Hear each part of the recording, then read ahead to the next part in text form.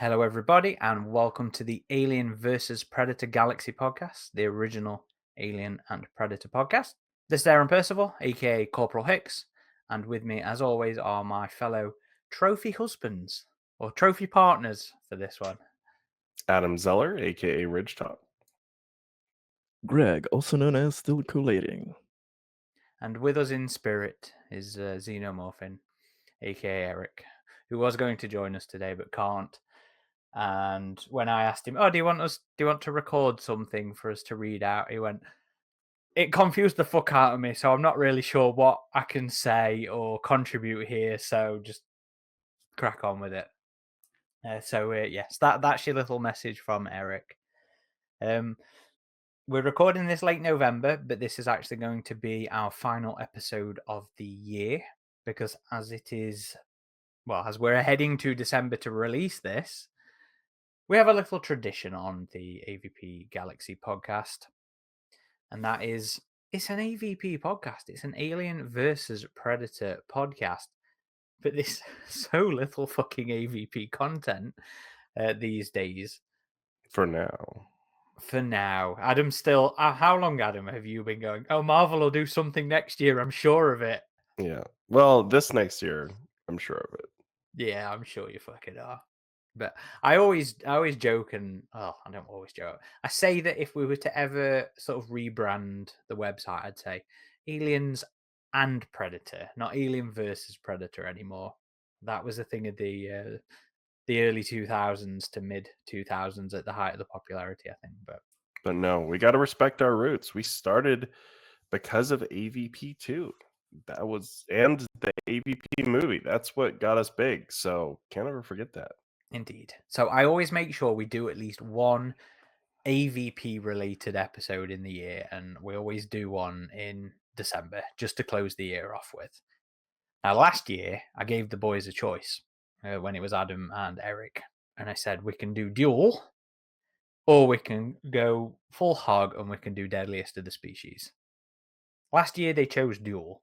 I think in large part because we're all fucking lazy and couldn't be bothered to read a 12-issue run at the time.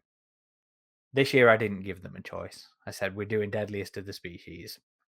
And so, for the last couple of weeks, we've all been slowly slogging our way through AV. But it was originally published as Aliens Predator, Deadliest of the Species. And then, over the course of various reprints, it got the title Aliens versus Predator, Deadliest of the Species.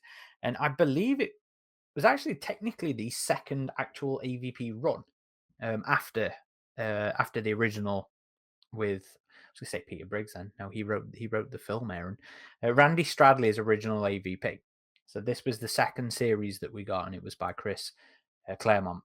Really? This was before war and all that? Yeah.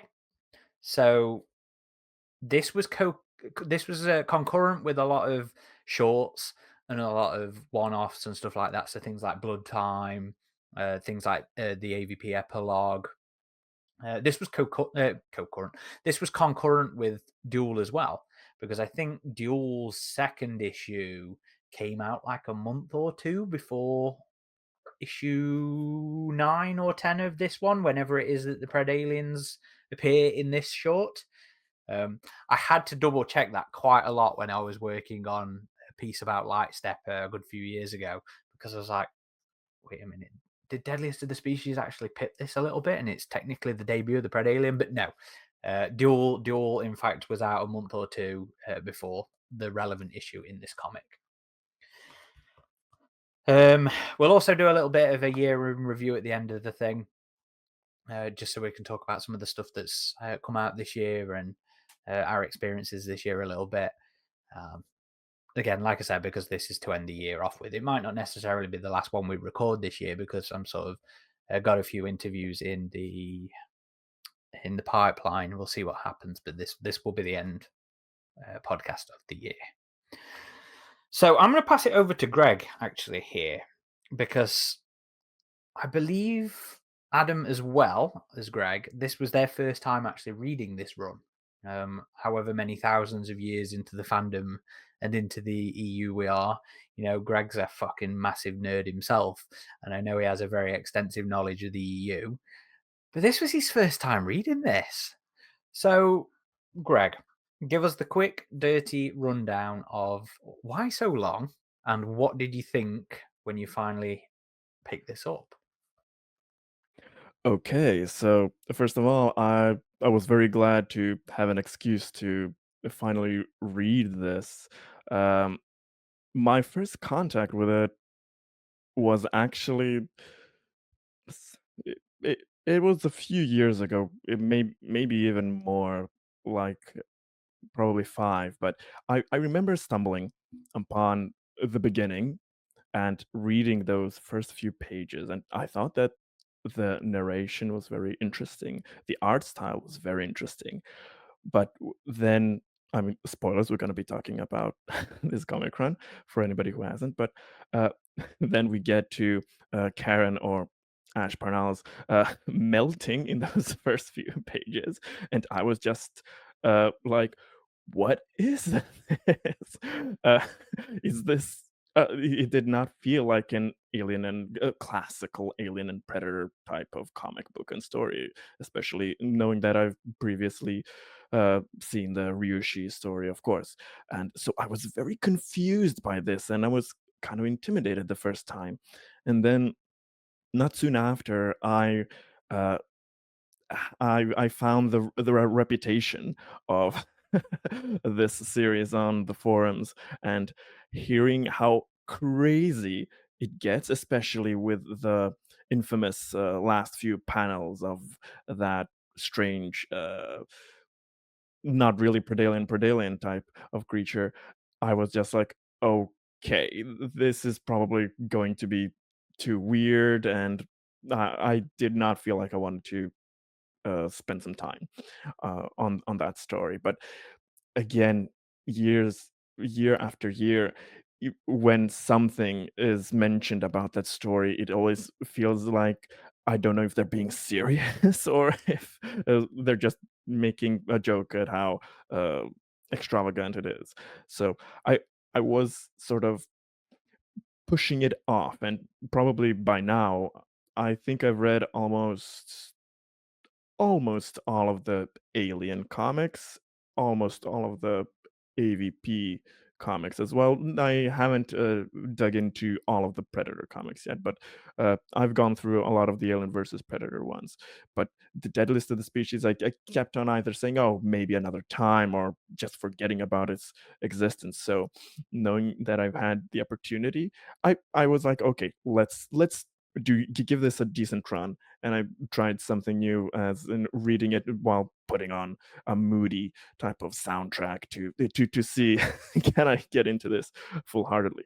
And I was actually extremely surprised that at the beginning it had me completely hooked. I was confused, but there was an interesting, relatively original premise, and especially tangent in these last few years with the Marvel takeover and the newer Titan novels.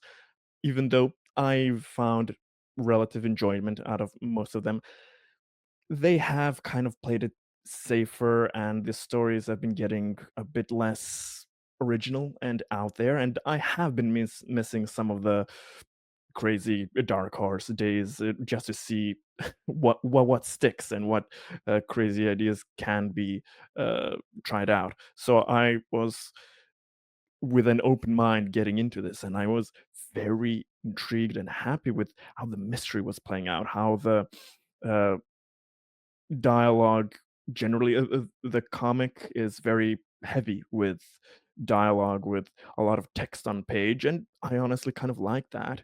And I was completely enamored with where is this plot going? Where is it going? And was very fascinated at how well the predator felt as this overwhelming force presence that's tormenting a person with their nightmares and stalking them. And uh, I was very intrigued. And then we get to the thing. things started developing slowly with the weirder elements, and you're like, first, okay, let's see where it goes. But by the complete total end, I was kind of lost, and um, I still overall I liked it. I I think that, yeah, it's not one of the best Alien Predator or AVP stories, but I really appreciate that there was a longer series that tried to do something different. A lot of things there failed at the end, in my opinion, but uh, kind of after the recent novels and comics, I am happy to see that, yeah, there were some very, very original takes there. So uh, I appreciate it for what it is at the time, honestly. So uh, I'm happy to finally the excuse and say that I've read through this and survived. A common thing while reading it was constantly flipping the pages back and forth. Like, did some pages get stuck together? Did I miss something? I was constantly getting confused more and more as I was going until the end. But um, it could have been worse. It could have been worse. I'll say I'll leave it at that for now. Adam, go on. It was your first time, wasn't it? As well. So right now I'm holding up Dark Horse's AVP Omnibus Volume 2. They only did 2 volumes.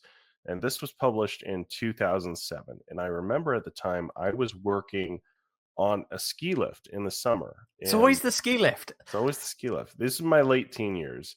Um, it wasn't as busy as the ski lift gets in the winter, naturally, right? But there are people mountain biking, so you are at the station. But there's some downtime in between helping people load and unload their bikes, and so they encouraged us to read. So I would read through those omnibus books because I hadn't read a lot of Alien and Predator comics at that time, and I just kind of burned through all of them. And I remember getting to Deadliest of the Species, and it just couldn't hold me. I was I remember being like, "What is this?" And so I never really got very far with it. It was always one of those longer comics I was just confused by and couldn't get into. So, of course, now, many years later, I was like, "Here we go. Now we're finally doing it. We're finally reading it." I found it really interesting. You could tell right away that this, like you were saying, Greg, this wasn't going to be your typical AVP comic. I believe it's the longest comic in these franchises I've ever Tied read, if not that's ever been published. tied with Defiance. Okay, Both 12-issue runs. yeah, this is like half the book at least, I think, and it feels long. Um, the art style changes, and it is there is an overarching story, but it also feels episodic at the same time. Like, you can really tell when one issue starts and another one ends. Um, and it has a lot of repeated elements where our main character is dealing with dreams and She has a more lot of dreams. nightmares. And, oh, actually, that wasn't a dream. Oh, okay, now I'm in a virtual dream. And who am I? What are these memories coming back to me? So a lot of amnesia, a lot of dream state things, and the whole thing honestly feels like a fever dream. A fever dream. You know, if you were to like do some lines on the table and have like a fever dream, like this story is pretty batshit. But I kind of liked it for that. I feel like you, Greg, it did wear on me. By the time I got to the end, I'm like, God, I just do not get what's going on. Like, there's a number of points where you have a skip of something that happened, and it's just like, wait, what happened there? Like, I remember one where they're trying to get back on the Predator ship, and Ash or Karen or whatever the hell you want to call her, uh, has to go and vacuum and get on the ship, and we have no idea how her friends got on the ship. At least I missed that part. Um, she, I guess, had to blow one airlock so the doors would close, but I'm like, wait, how did they all get on the ship too? Right? Um, you have allegiances between humans, aliens, and predators in this, so that's interesting. Was this the first instance of a female predator, Aaron? Yeah, Ever? I believe it Yeah. was. Yeah. Okay. So groundbreaking for that, I guess. I will say the covers, which you'll probably see one of them for the cover image for this hmm episode. Um, really well done. John Who? John Bolton Bolton. That's what I was. is fucking Yeah. fire because he did more than just the cover art for this particular run. I think he did a bunch of the covers for Bantam's novelization. He's done some random sort of trade Yeah. covers as well. Did he do? Did he do that one for Labyrinth where it's this very Giger-esque space jockey-esque human? I have to check, but he's done some awesome covers, and I remember seeing some of them in that original Aliens Predator panel to panel book that Dark Horse put out. Still one of my favorite books on my shelf. But to some of my thoughts on this, I thought it was interesting. I thought it was kind of a fun ride, but it also wore on me. And if you're going in expecting a Alien versus Predator typical comic, you are not going to get that. You have to have the mindset of like, okay, this is completely out of its mind. Let's check this out. Let's go. So if you're down for that, you might find some enjoyment of the comic, but I suspect most fans honestly wouldn't. Sometimes I like a completely crazy story, and I don't know. This kind of reminded me of those movies like Valerian or like Jupiter Ascending, right? I mean, those were more coherent than this, I would say, but even those were just kind of out of their minds. I But remember Jupiter Ascending being completely batshit crazy, and I didn't understand it yeah, at the end of it all. yeah. So I this like one, Valerian though. I like both of them, honestly, but this one, I feel like I would need to read it again to try and comprehend what was happening. Um, I mean, I can kind of get a sense of the overall plot, but you have characters dying multiple times that are suddenly back, and it's hand waved away like, oh, genetic manipulation, holographic, or whatever. I don't know. So it is just very wild. Yeah, but I'm glad I finally read it. It's certainly people remember it. I think those covers are a big part of that, honestly. Um, but it's interesting, and the style of it going back to mid-90s, like, it touches on so many genres too, like noir to westerns to mystery, like, to just crazy action. Like, Chris it's all over the place. Overall, I would say it's very much worth reading if you can find it. I don't believe it's been republished by Marvel. well, no Um, AVP has been yet. oh, yeah, that's right. I never got this one on Dark Horse Digital, so I had to read it on the page, which is always fun going back to that. Um, but yeah, it's worth reading. It was some wild fun, but I certainly could use a more normal story after this one. Okay. We are, of course, broadcasting this episode live for our Patreon supporters as well. So, Becca Hurst has joined us in the comments, and she says it's an endurance piece for sure, which is a very good way to describe this one. Yeah, and So, that's what the characters are going through too. Like they literally train themselves and get severely injured and run into their med pods and come back the next day and train again. some damn grinding going off by the Yeah. characters in this. They were literally respawning. Yeah, I mean, to be fair, that's not far from the truth. I think this is the second time I have read this comic, or at least read it through in full. I think I attempted to get through it when this first dropped, or not long after this omnibus first dropped. You know, Dark Horse did a bunch of omnibuses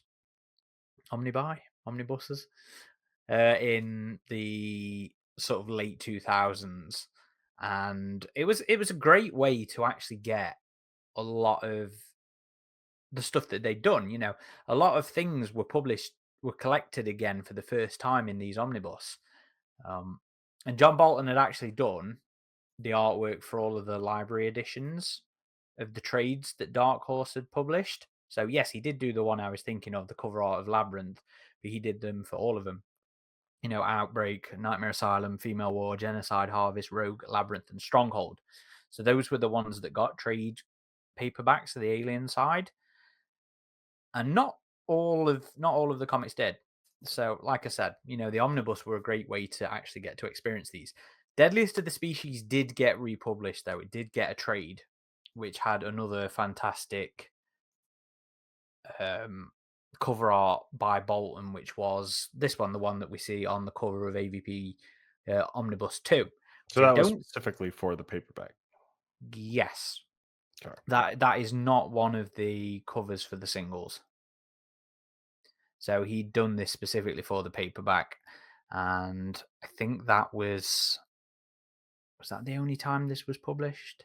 Yeah, so according to Xenopedia, the comic was collected and published as a trade paperback in November 96, which was a good few years after the series was finished, because the series finished on August 95.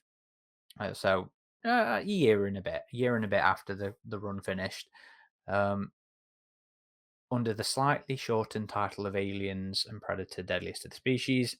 It was released again in a limited hardcover edition in June 97. And then it didn't get the title Aliens versus Predator Deadliest of the Species until it was collected for this omnibus. So until 2007, the run was just known as Aliens and Predator Deadliest of the Species, which I think is an appropriate title because it's not really about aliens versus predator. It just happens to feature aliens and predators and stuff like that. But yeah, sorry, I already tangented there. So I don't think I actually made it through it when I tried to first read this. I have vague memories of attempting to read it at an old house and then finishing it at a completely different house after moving out and breaking up with people and stuff like that. But I'd only read it through the once many years ago, must be around a decade ago at least. And I've never felt the desire to go back to it. I've been curious because, like Sir Greg was alluding to, this comic has a very poor or questionable reputation amongst the fandoms, particularly on our message boards. I remember Sil did a very long and hilarious play-by-play as he was reading it for the first time, and I remember that being quite funny. I didn't go and reread that in prep for this, I'll be honest, but it had a questionable reputation, and I don't really remember what I'd thought about that first read. I just remember the weird talking pred aliens, and that was really about it. So when I sat down to read this again, I was surprised at how strong this run starts. The first few issues are actually very intriguing. They really pull you into the story and the mystery of Ash Parnell and Karen Delacrosse, Della something. Delacrosse. And yeah, it was curious.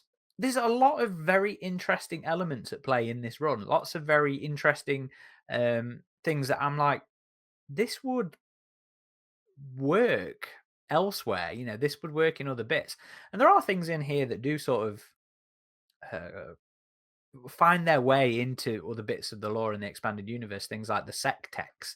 They are the first Xenoborgs, I guess, as far as the franchise is concerned.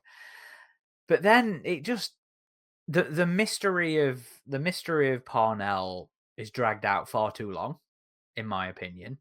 And then the info dump in the last sort of 3 issues, just I don't know if it made. I don't think it makes sense. I don't think the whole stuff with Toy works. And I don't think the history with Parnell really works that well either. And then the end of it, I'm just like, this all just fell apart. I mean, yeah, don't get me wrong. There's problems throughout the run. There are things that are like, wait, what? Throughout. But it's not until those last 3 issues where I'm just like, I don't want to say I was willing to throw the book against the wall, because obviously the reputation of the book precedes it, so I was expecting things to go a little off the rails anyway. But when we had these weird fucking hybrid creatures and reincarnated characters, and yeah, it just fell apart towards the end for me. But like I said, there were interesting elements throughout. Things we'll talk about as we go through the rest of this. I'm glad I read it again, but that's probably enough for me for the next 10 years again. So where should we start? Oh, actually, before we start, just in case there are people listening to this who might not have read the comic, I'm just going to read the publisher's summary of the first issue and a little blurb off of Xenopedia, just to save us the effort. So the publisher's blurb for issue 1 is in a skyliner high above the alien contaminated Earth, Karen Delacrosse can't sleep. Terrifying images of pursuit, disfigurement, and bloody death have invaded her peaceful dreams and her safe and privileged world. But they're only nightmares. Or are they? The beautiful trophy consort of corporate magnate Lucien Delacrosse soon discovers that nightmares do come true, and that there are fates worse than death as a predator comes to call. And just a little blurb that summarizes the series in its entirety. The story takes place in the futuristic Aliens vs. Predator universe, where the Earth has been liberated after being overrun by aliens, and the social elite have taken refuge in gigantic skyliners like the Liberté. Genetically engineered corporate trophy wife Karen Delacrosse is the protagonist, with an unclear past regarding both the aliens and predators that slowly starts to be revealed throughout the most of the comic. Toy, an artificial intelligence computer mainframe, serves as the primary antagonist, while the Predator and even xenomorphs in the story are many times in cooperation with Delacrosse and her companions for parts of the story, the most notable being a female predator known as Big Mama. I mean, Toy isn't really the protagonist until the last 3 issues of the series. Antagonist. Antagonist, yes. And I would say it's more Bobby than Toy, right? Yeah, so it's more the scientist. Well, you don't even know that. He shows up throughout the run. Doesn't really reveal himself as the antagonist until issue 10, 9 or 10, somewhere around there, and then Toy's the major bad guy in the last issue, really, isn't it? Yeah. Although he plays a bit more of a role as the bad guy in the last couple of issues. Because the bulk of let's start here. The bulk of the comic is in around the Ash Parnell sort of mystery of the entire thing. So I'm curious, when did you guys realize, or did you already know going into it from the reputation, that Karen was Ash Parnell? I mean, I figured because the Predator kept calling her that, I was like, oh, that must be her real name, because the story keeps hinting at her amnesia. And yeah, in the last few issues, we get weird flashbacks of this relationship she had with this military guy who betrayed her. And that was, I guess, the catalyst for her meeting up with this predator, and these predators' um, offspring were kidnapped, and so they end up teaming up, and the predator trains her, and that's how she has all these skills. But it's very like, yeah, it strings you along with this mystery of how, like, what's her past, how does she have these abilities, like very, Mila Jovovich Resident Evil amnesia kind of thing. And yeah, it just, I don't know, the explanation felt pretty out of nowhere for me, in terms of who she was. And even like after she was killed and exploded at the end, somehow Toy brings her back to life. I really didn't understand that bit, but she is like fully returned to her Ash Parnell form. And I also am like, wait, what happened here? Like, what did I miss here? Like, I know I'm trying to finish for this podcast, but like, I missed something, because she was just chest bursted and exploded, and suddenly she's back again. Like, so yeah. Yeah, so going in, I didn't know anything about the mystery box, the Ash Parnell stuff, but as Adam said here, it's kind of pretty clear the predator keeps on calling her that, and so I was almost certain that the amnesia, that she had a past life she's not aware of.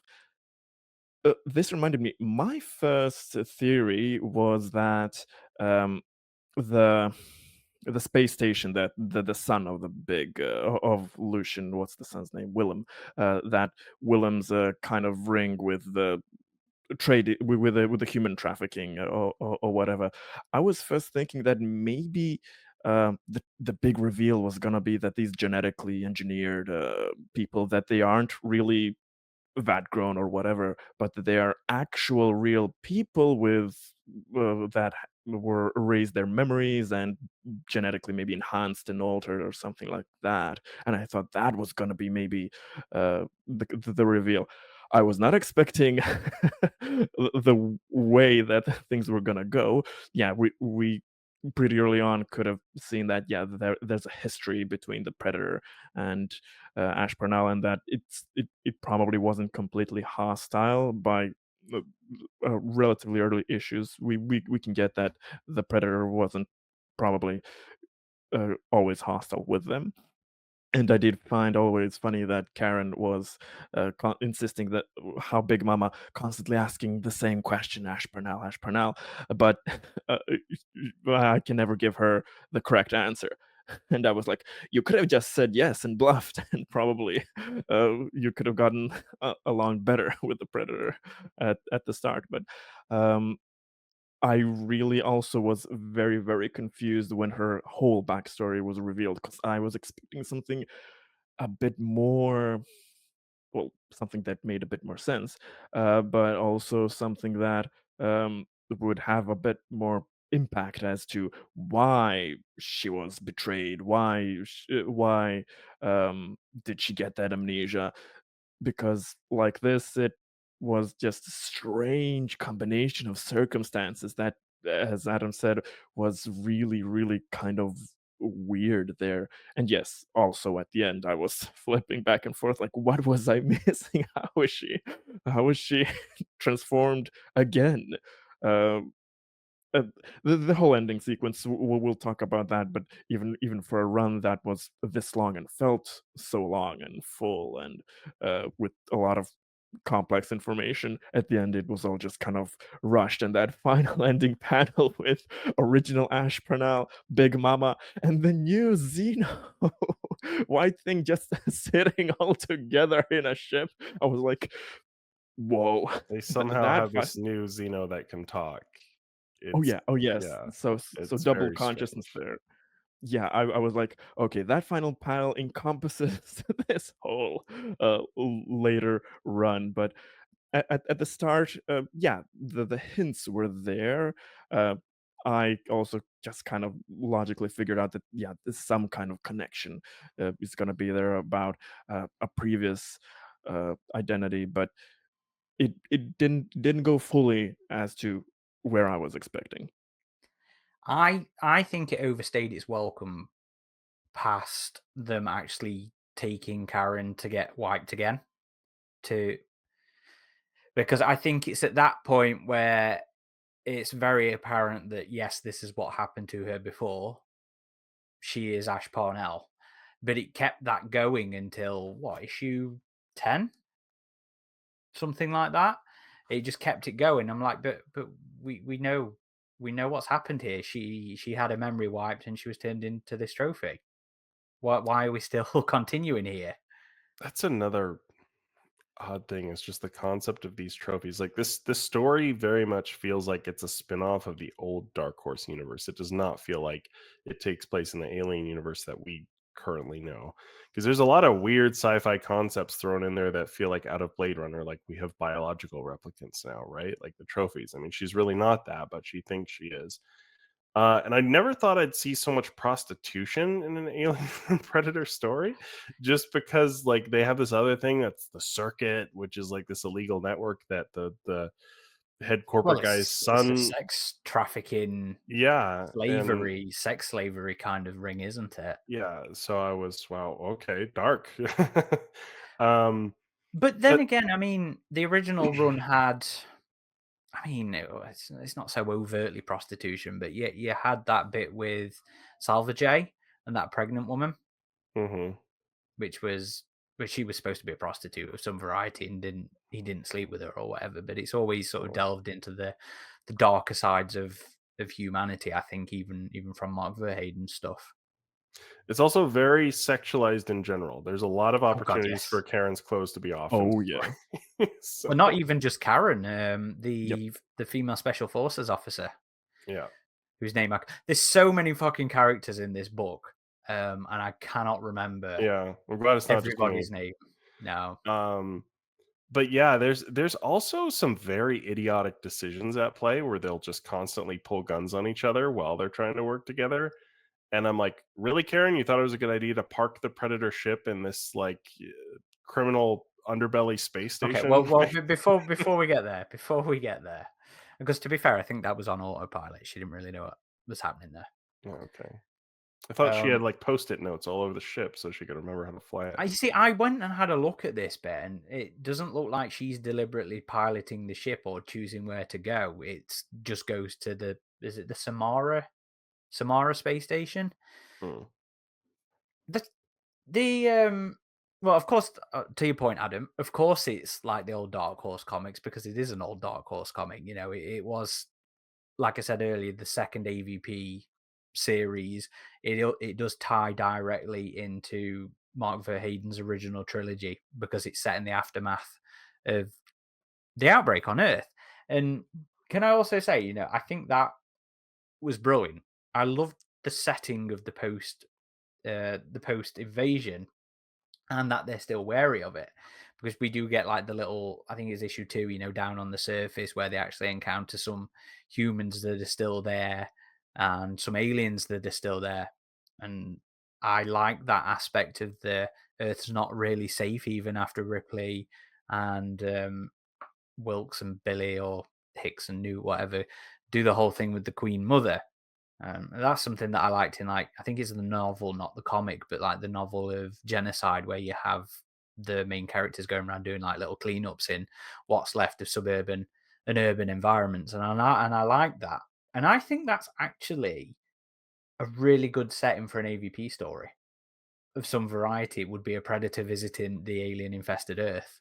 Maybe one shows up to go and hunt down the humans, doesn't realize what's going off, and shows up. It's like, oh shit, I wasn't expecting this. I think there's a bit of value in there if Marvel were to branch out a little bit more and start to explore that legacy, like they have kind of been doing. We got that with the Last Hunt. We're finally bringing John Schaefer back, so I think there is genuine legs there to It is do an something interesting interesting. concept that the Earth was taken over by xenomorphs at some point, and then humanity managed to like clear the Earth of most of the infection anyway. Like we saw that explored a bit in the Three World War arc as well, where at the beginning you have this of the alien comic, you have this character musing about the aliens taking over the planet, and then eventually they were like Earth was reclaimed by the humans. So it is an interesting concept that's part of that old EU. But yeah, I mean, I could see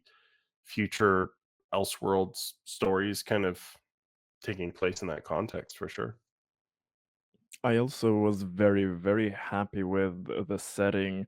Uh, I'm generally a fan of the first three, more first two, of the original Alien run with the outbreak on Earth and everything. So I was very happy to see that this setting emphasizes that legacy so much. And as Aaron said here, I completely agree that that is a fantastic stepping off point for Predator versus Alien story. So much can be done there. And I found it very interesting how they portrayed. As said, this wasn't originally called Alien versus Predator, but Alien and Predator, which is more fitting because we actually have very little Alien versus Predator action here. This is more of drama and then aliens and predators and everything, all of the above. But Well, I will. it's side creatures as well. So it's the Texex, the Xenoborgs, and then you have these pred-alien things that aren't really pred-aliens as you'd expect them, as we know them. So it's always kind of analogs to the aliens rather than True. specifically the aliens. Yes, and the thing that I found very interesting there was, again, spoiler alert, there's actually very little aliens in this comic.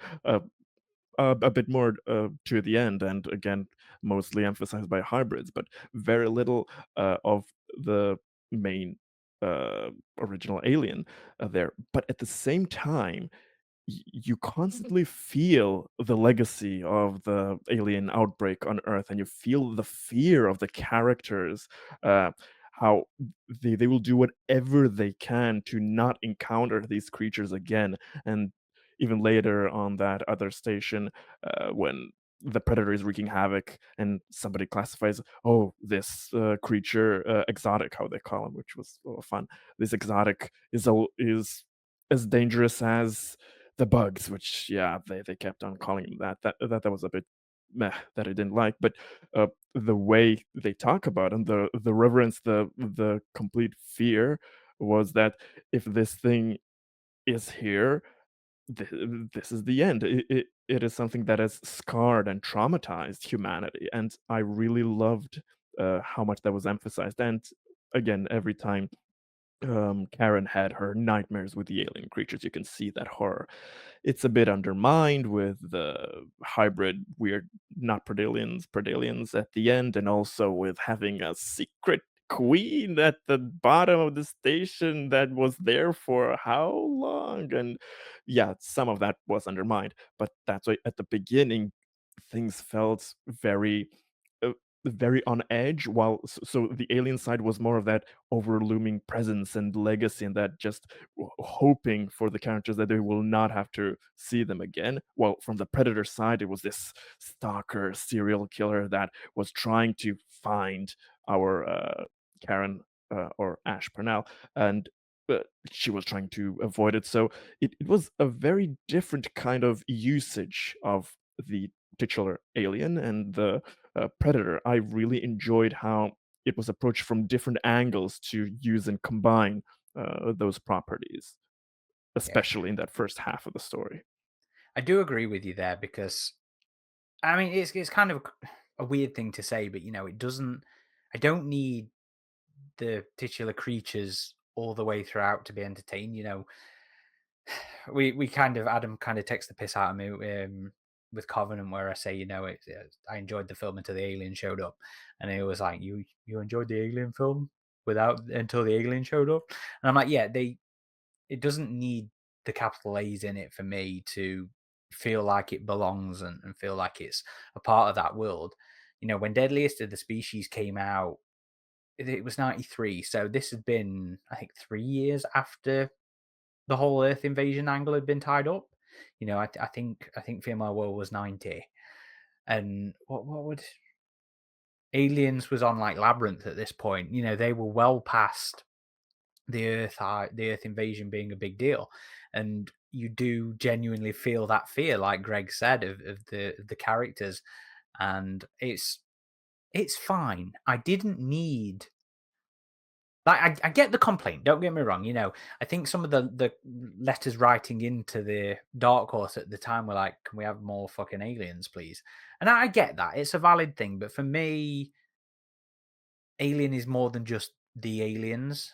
There's more to that world, and there's more to the franchise than just the creatures themselves. And that's where I'm like, I would have been happy with Prometheus being an alien prequel with just the proto aliens. I would have been happy with Covenant being just the neomorphs and not shoving in the alien at the end of it. It would have still been an alien thing to me because aliens now, it's more than just the alien. And I might be one of the odd ones who feels that way. Um, but that was an interesting thing with Deadliest of the Species. It did take some genuine risks in in its storytelling, and that doesn't always work, because it doesn't come together at the end of it. But there's a lot of singular elements, narrative elements within it that do work or are interesting. And that focus on not being a versus story and not always having them front and center is one of the things that I do think works in its favor. I just wanted to add to that, how you mentioned that by the Alien comic side already there was Labyrinth, and the Earth War, the Outbreak was almost kind of forgotten, and that is something that, even though I like a lot of those extended comics from Horse after the Earth War, um, I always kind of felt that they've really kind of went over the Earth War too fast, in the sense that in a lot of those Alien comics, it isn't mentioned, or it isn't mentioned a lot, and it's in a passing, "Oh, that was there," and you don't feel the heaviness, the gravity of such an event, in most of those comics that especially are titled Aliens, and that started in such a way. So I honestly would have liked to see that kind of emphasis on the trauma that would have been left behind, that was in Deadliest of the Species, if that was more present in the later Aliens comics at the time. So I think that's one thing that Deadliest of the Species does better than the other comics, who arguably have a lot better treatment of the aliens Yes. themselves and the stories, but that overarching nightmare of what it means for the human species, that you were almost wiped out. And even in Deadliest of the Species, uh, it's mentioned multiple times that billions were slaughtered. I don't remember if it says anywhere specifically how many are left, but a huge number of the population is Mm. just no longer there on planet Earth. So uh, I really liked how you could easily empathize with that trauma that they felt. Yeah, definitely. And then it flips it around and brings up this very morally questionable thing with the trophy wives.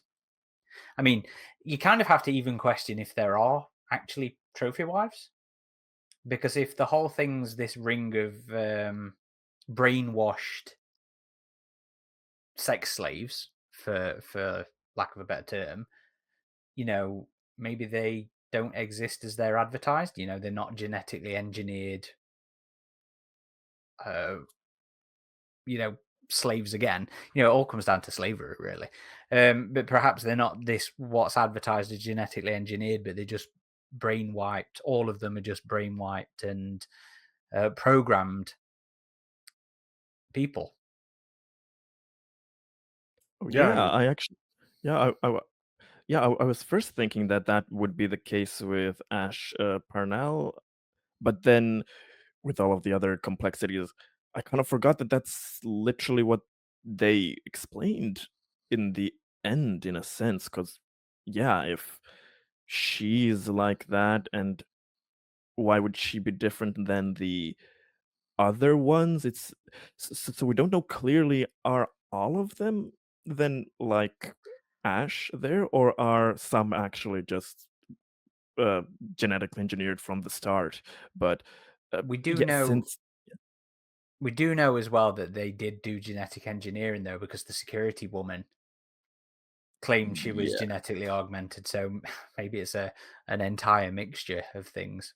But I mean, even thinking about it, if this concept of genetically engineered super spouses are legal and accepted, it's such a fucking horrendous moral well, thing to be taking place here.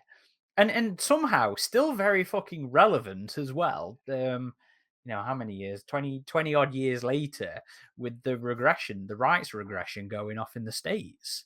You know, the use of the phrase "your body, your choice" in there is ironically very relevant right now because of that fool on um, Twitter. So somehow we are still stuck in this horrendous loop of women's rights stuff there. yeah, I mean, it is.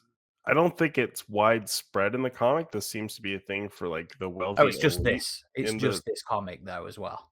yeah. It doesn't go outside this series. Right. I just mean like the concept of the trophy wives. It seems like they're very highly like coveted, and they're typically held by. It's also pretty messed up. The wealthy elite whose actual wives have gotten too old. They talk about that as well. Um, so a lot of these are like older wealthy men, but then you have the human trafficking network, the circuit as they call it, which is kind of the cheaper, dirtier one, the illegal one. But they're also Um, selling them as if they are the genuine article, so to speak. yeah. And it's interesting because they do change multiple characters' looks throughout the story. So it's weird because you have the art styles changing and the characters' looks changing.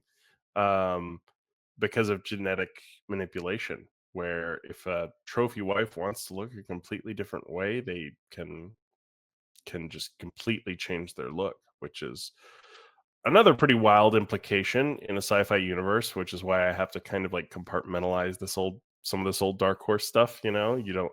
This is stuff I would not want brought back. I don't think, but it still makes for some interesting science fiction discussions for sure. The the use of genetic engineering in the Alien universe is wild, though. In the older EU, anyway, because there are things like the dummies that I think are genuinely very cool. From fourth run Genocide? genocide and from Stronghold. They grow these functionally alive torsos with no limbs and no head to use as hosts. They are just meat sacks, and then you swing all the way on the other side and you lean into the Blade Runner and go for programmable slaves, programmable wives, and it's just. I mean, the comic doesn't really do. I don't think it really does much with the morality of it, because obviously Yeah. it's not fucking moral at all. But then you have like Lucian, the head of the company, is like, I'm going to every single fucking length possible to get my trophy back, and I don't I don't necessarily know if I see the reason or the point for this, because they don't really address that morality. It doesn't become a conversation, I don't think. Oh, wait, I think I remember, in near the end, don't we have one of the 1000 flashbacks that Ash was with a younger Lucian, and then did he lose her or something? And No, then so I'm getting confused again. so I think what happened there was he was with a younger looking version of her personage. So who her appearance was based on at some point in the story is the woman that Lucian was with at this flashback when they recovered Toy. And then he had his trophy replicate that likeness because he felt guilty that he got that original person killed.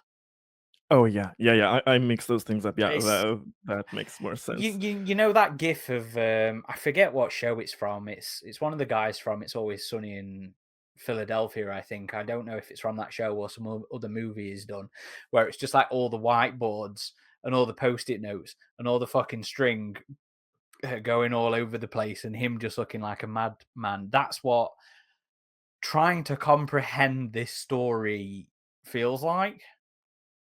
Threads within threads, yeah. Mm. Yeah, but then in that respect, that's even more messed up with Lucian there. So he loses one person, and then he goes, "I'm gonna give that name and those looks to basically another surrogate person who's gonna try to fill that role." And yeah, yeah, it's very very messed up and complicated. And I liked at the beginning with that other poor trophy wife that was meant for Willem, Willem, and yeah.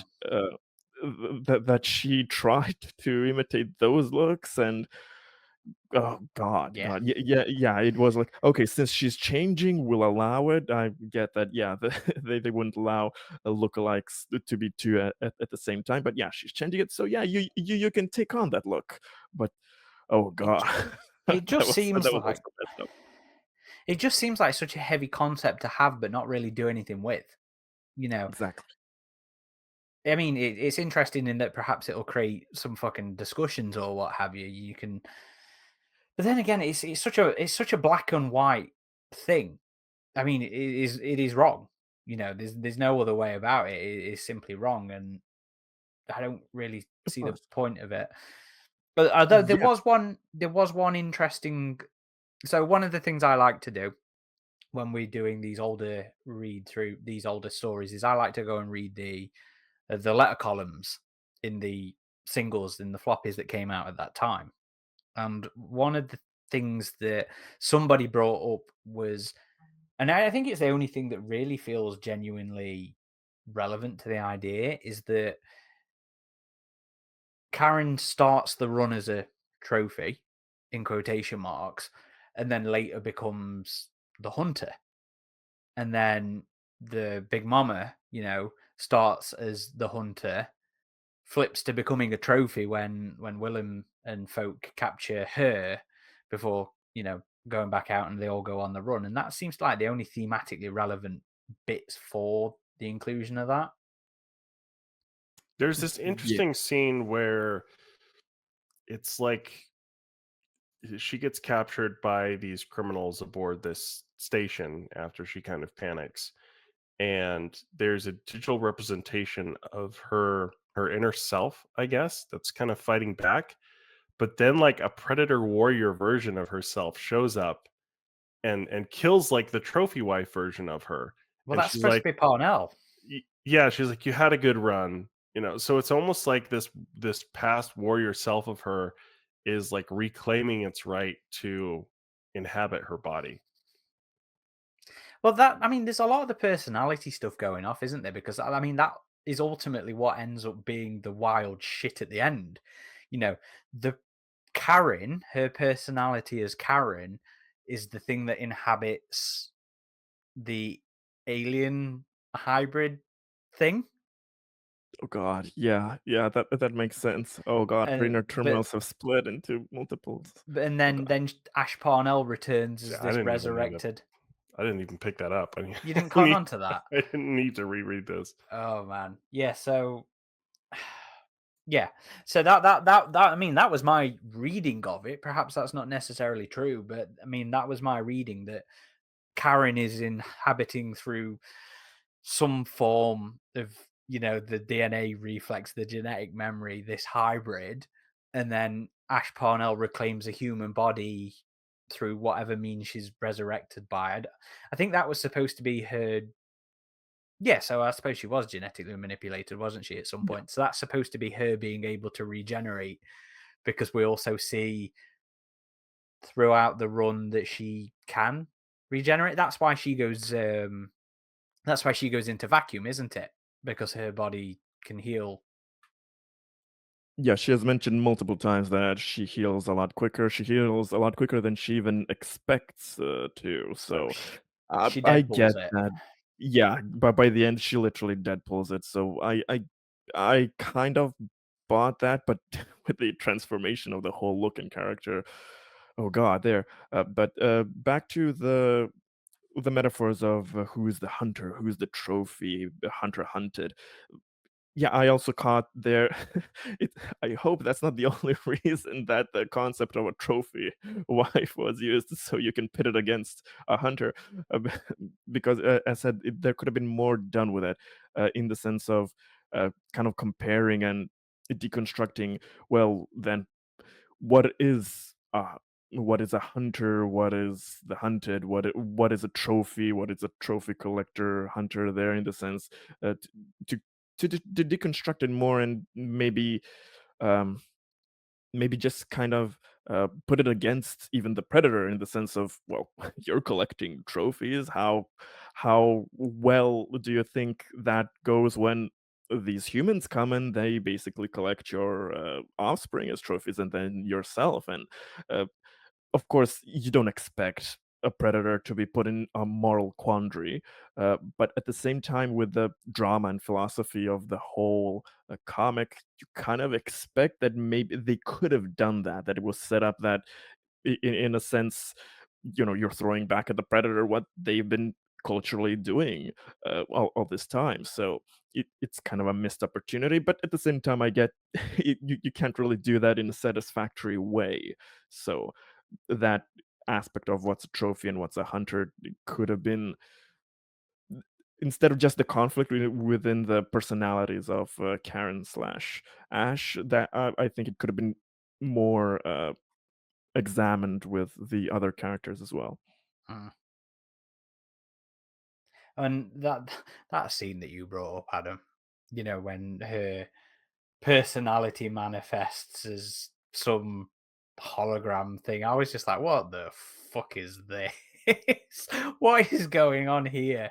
Because that is one of those moments where it's like so outlandishly not the vibe of Alien, or Predator.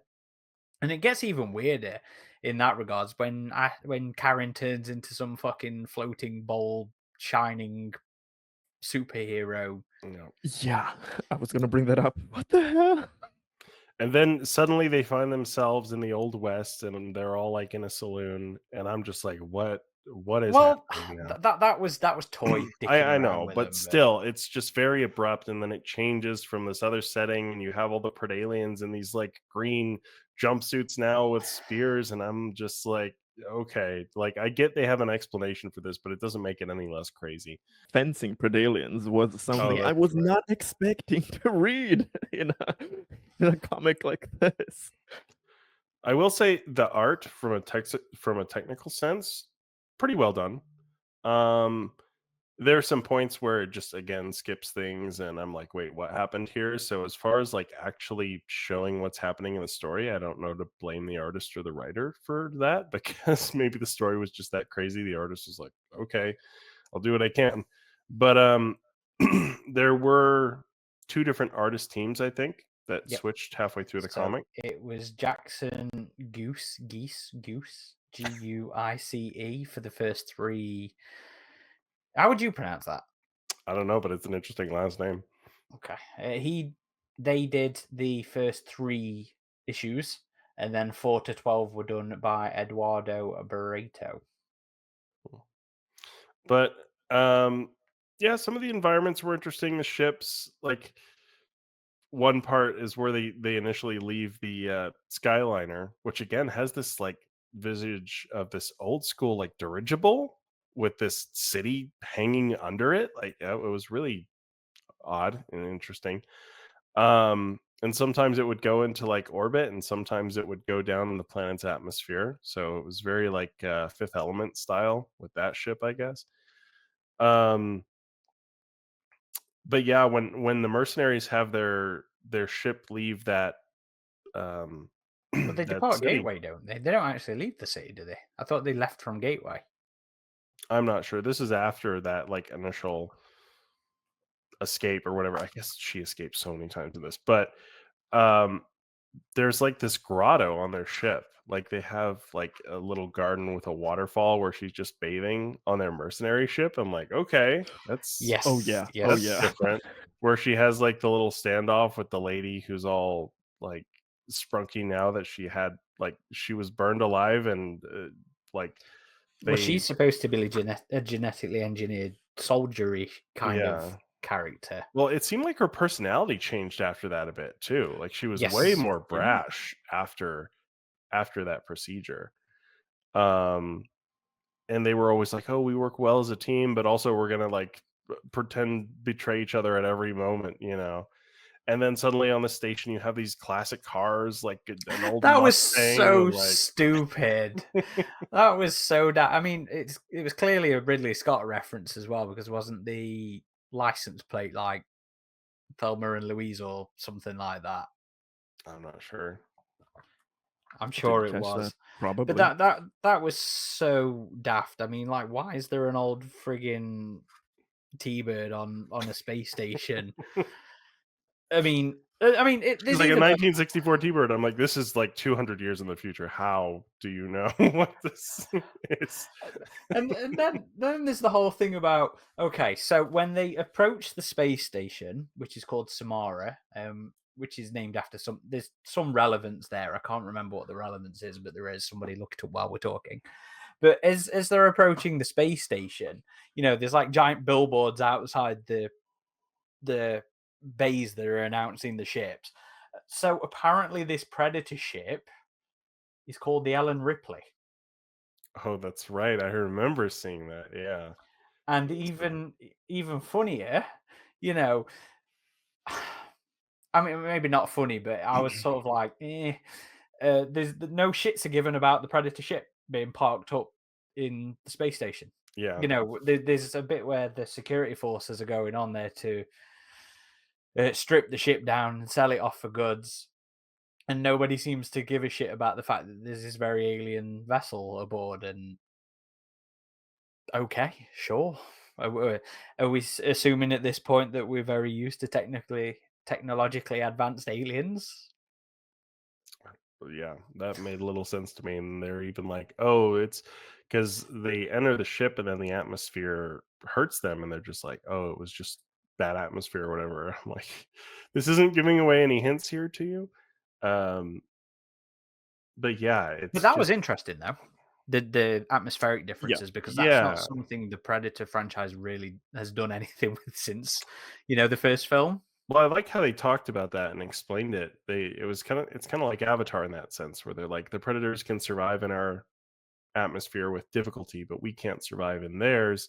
And then she had the stickers to change the atmosphere on the ship, where it's like, okay, here's where the predator's wearing a mask and I'm not, and here's where I'm wearing a mask and the predator's not. So that was kind of interesting. I mean, we've seen other comics though where people have just been on predator ships without any sort of breathing assistance. So it's I mean, it's just kind of its own thing. But it is, but it's one of those elements I do miss because it's one of those things that shows the Predator is being alien, but also more durable than humans. The Predator is very, very well treated in this comic, relatively. But again, mostly up to the last bit. But with that atmosphere thing, I also really liked it with showing just how different this creature is and how literally differently built. I loved the mimicry. I Oh loved yes. the constant use of it in a way to communicate with people, and seeing the humans then comment how just freaky it sounds to them, because it uses the exact snippets and lines from the previous dialogue that was written. So I thought that was really smart, and that is something that gives that unease to the creature. And especially in the beginning, how stealthy it was, that whole beginning sequence when it just bolts in there and gets the new lookalike Karen and everything. The Predator is very mysterious and and you feel the danger, how when Mm. it snaps, it can level down anything in its path. And on Samara Station, yeah, that sequence was pretty epic for the Predator.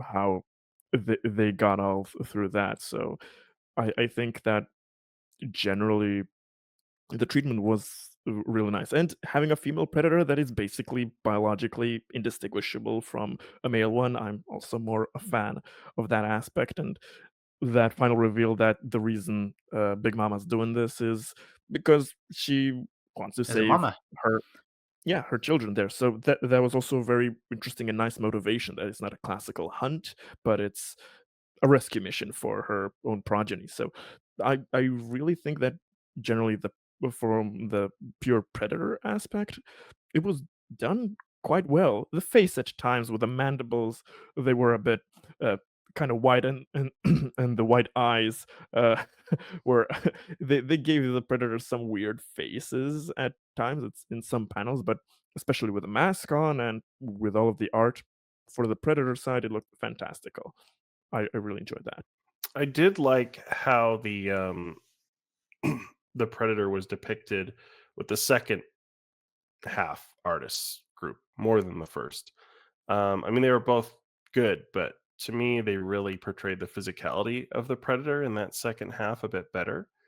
Um, but yeah, as far as the design interpretation of her, you do have a more modern looking female Predator on one of the covers too. So it's like that debate was even as far back as this first appearance, I guess. But yeah, I thought she was a great Predator character. And it was interesting seeing her attitude throughout the whole thing. Yeah, Big Mama, I think, was one of the elements that I very much enjoyed. You know, I've never been a fan of the busty interpretations. The busty rule, was it 36? I can never remember what they are. The 34. Rule 34 interpretations of female predators. So I liked her being indistinguishable from the others that we'd seen. And the only reason we knew she was female was because Karen knew through her previous memories as Ash and told us. And her being named Mama as well, Big Mama, works towards the reveal with it being her actually being a mother and her mission being the recovery of her children. So it was nice to have something different there, but she was also very threatening. When we didn't really know what she wanted from Karen, from Ash Parnell early on, just that she was hunting her down. And I suppose it wasn't so much hunting her down as recovering her and rescuing her herself. She was being the hero at this point. Um, it was a nice change of pace, and it didn't stop her feeling any less of a genuine threat. The stuff on Earth, when she successfully kidnapped Karen at the end of the first issue, Big Mama was threatening. Karen's lack of understanding and her readings of the situation, was still very threatening, still very tense. And it didn't diminish, I think, the portrayal of the predators at all. Now, typically, I'm not one who minds when the Predator just goes after innocence. I mean, we had this debate back in the Thicker Than Blood podcast, Aaron. But when the Predator just offs that other trophy wife that's trying to escape, I was like, really? She wasn't much of a threat, but okay. But it wasn't a hunt at that point, remember? So she's not necessarily playing by the rules. I know, but And what and wasn't that because she looked like Karen was supposed to look at the time? So didn't she mistakenly? Or maybe No. she. Oh, no, no, no. I get what Adam says on the planet there, when Big Mama was then aware that Ash Parnell was the other one, so was like, "What am I gonna do with this one?" Well, skin her. So yeah, that was kind of left field. But at that point, we were all in the mentality of will this predator be kind or what are their intentions? So I was kind of since I'm there, I can do the job, what predator does, what predator do. So I I get that. And on Samara Station, then when that whole thing goes to hell, the threatening aspect transformed really nicely into a badass predator. So Big Mama, because of all of her developments there, she has quite neatly gotten up to one of my top predators in Mhm. terms of portrayal. So I really like that. I And mean, she takes a beating as well. Everything that happens to her on the Liberté, um, she still manages to get out of it. Granted, she needs help getting back in the cryo, the healing tube, whatever, when they get on the ship. But she took a pounding. She took some high caliber stuff and still came out of it and was still a badass throughout the run. I think like almost all the characters took a severe beating it's Yeah, true. multiple times. But just to finish up on that predator honor debate or whatever, yeah, I mean, you have these moments like in the first AVP where Scar is our hero predator and kills the security Quinn. guy at the end of the Quinn at the end of the tunnel. And at that moment, I'm rationalizing it like, okay, it's kind of a mercy killing at that point. He knows he's just going to freeze to death there. Um, but the It was a cheap kill. He's like, I'm getting one in. Everybody else has walked by. I'm going to take this. I'm going to take this spawn kill. and with Thicker Than Blood, I defended it like, well, we haven't established it, but the writer told us these are intended to be like problem children predators, right? So that's why they're just often killing anybody and everybody, and they were trespassing in their space at the same time. Hmm. But with this one, it's like the predator's just going there and just offing random people to rescue this lady, but the lady she was trying to rescue, she skins, but it wasn't the right one. So I don't know. I was just very confused at that point. So there were a few things about Big Mama's personality where I was just like, okay, what is the aim here? So it wasn't a perfect Predator portrayal in my opinion, but I still thought she was a really interesting character. And as the story developed, I thought she was much cooler than her initial introduction, I would say. By the end, I personally saw her as she wasn't doing a classical hunt. She wasn't there to follow any kind of personal codes there, but because this was basically a rescue mission. But I also felt, especially earlier, it was revenge. She was mad at humans. She genuinely only was relatively okay with Ash, but humans have decimated wherever her predator community was at the time and took her children. So maybe she was kind of feeling petty and revengeful and Yes. wanted to rip apart any human that got in her way. So And I that's how I think kind of saw it. Ash Parnell also said something about Big Mama nearly killing her when she discovered her crucified. So, she very nearly just offed her then and there. And it was only later on through the training that they went through together and the battles that they went through together that she actually started to respect and trust and treat Ash Parnell as an equal well after the fact. And so, yeah, I think you're quite right. I think it is very specifically Ash Parnell that she is fond of, not humans as an overall thing. But I mean, the whole thing with her children being kidnapped kind of also didn't really work with how what was his name? The bad guy, Bobby DeMattia or something like that. I can't remember what it was now. But yeah, like he was really pissed at Willem for letting Big Mama escape because he wanted the genetic material, the DNA, whatever of Big Mama to help him make his pred aliens or whatever it is he's doing. Why does he give a shit when he's got all these predator children locked up in a vault somewhere? I didn't even think of that. Yeah, that's a good question, and the story just changes gears so many times. Like it's focusing on the corporate son's hostile takeover of his father, and then we have the scientist character that's kind of thrust in the picture, and he becomes the main antagonist. And I'm like, this did not feel like what you were setting up. It didn't Like feel planned out, did it? it felt like one of those J.J. Abrams shows like Lost, where it's like you set up all these mysteries and like we're gonna explain this later, this crazy guys, and then you just hastily have some wild ass explanation out of nowhere later in the story. That doesn't all come together. Exactly. Yeah. Yeah. Exactly. That last quarter, almost just those last few issues there, it does kind of spring out of nowhere, and it, yeah, I don't know what the author was thinking before, but it seemed like things were relatively coherent with strangeness here and there, but that it was leading to something else, whatever it was. But then these last things kind of spring out of nowhere. And yeah, as you said, so they had the predator younglings, so why did they need more?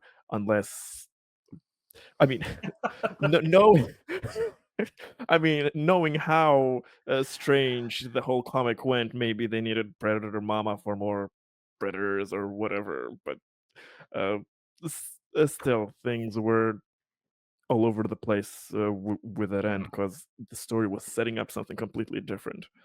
Like the whole thing with the Queen Mother is it makes no sense really either because the story seems to suggest that this ancient, really old Queen Mother. I mean, I'm fairly sure it specifically says Queen Mother in the run as well, and she can't be that old because the Queen Mother was killed by Ripley.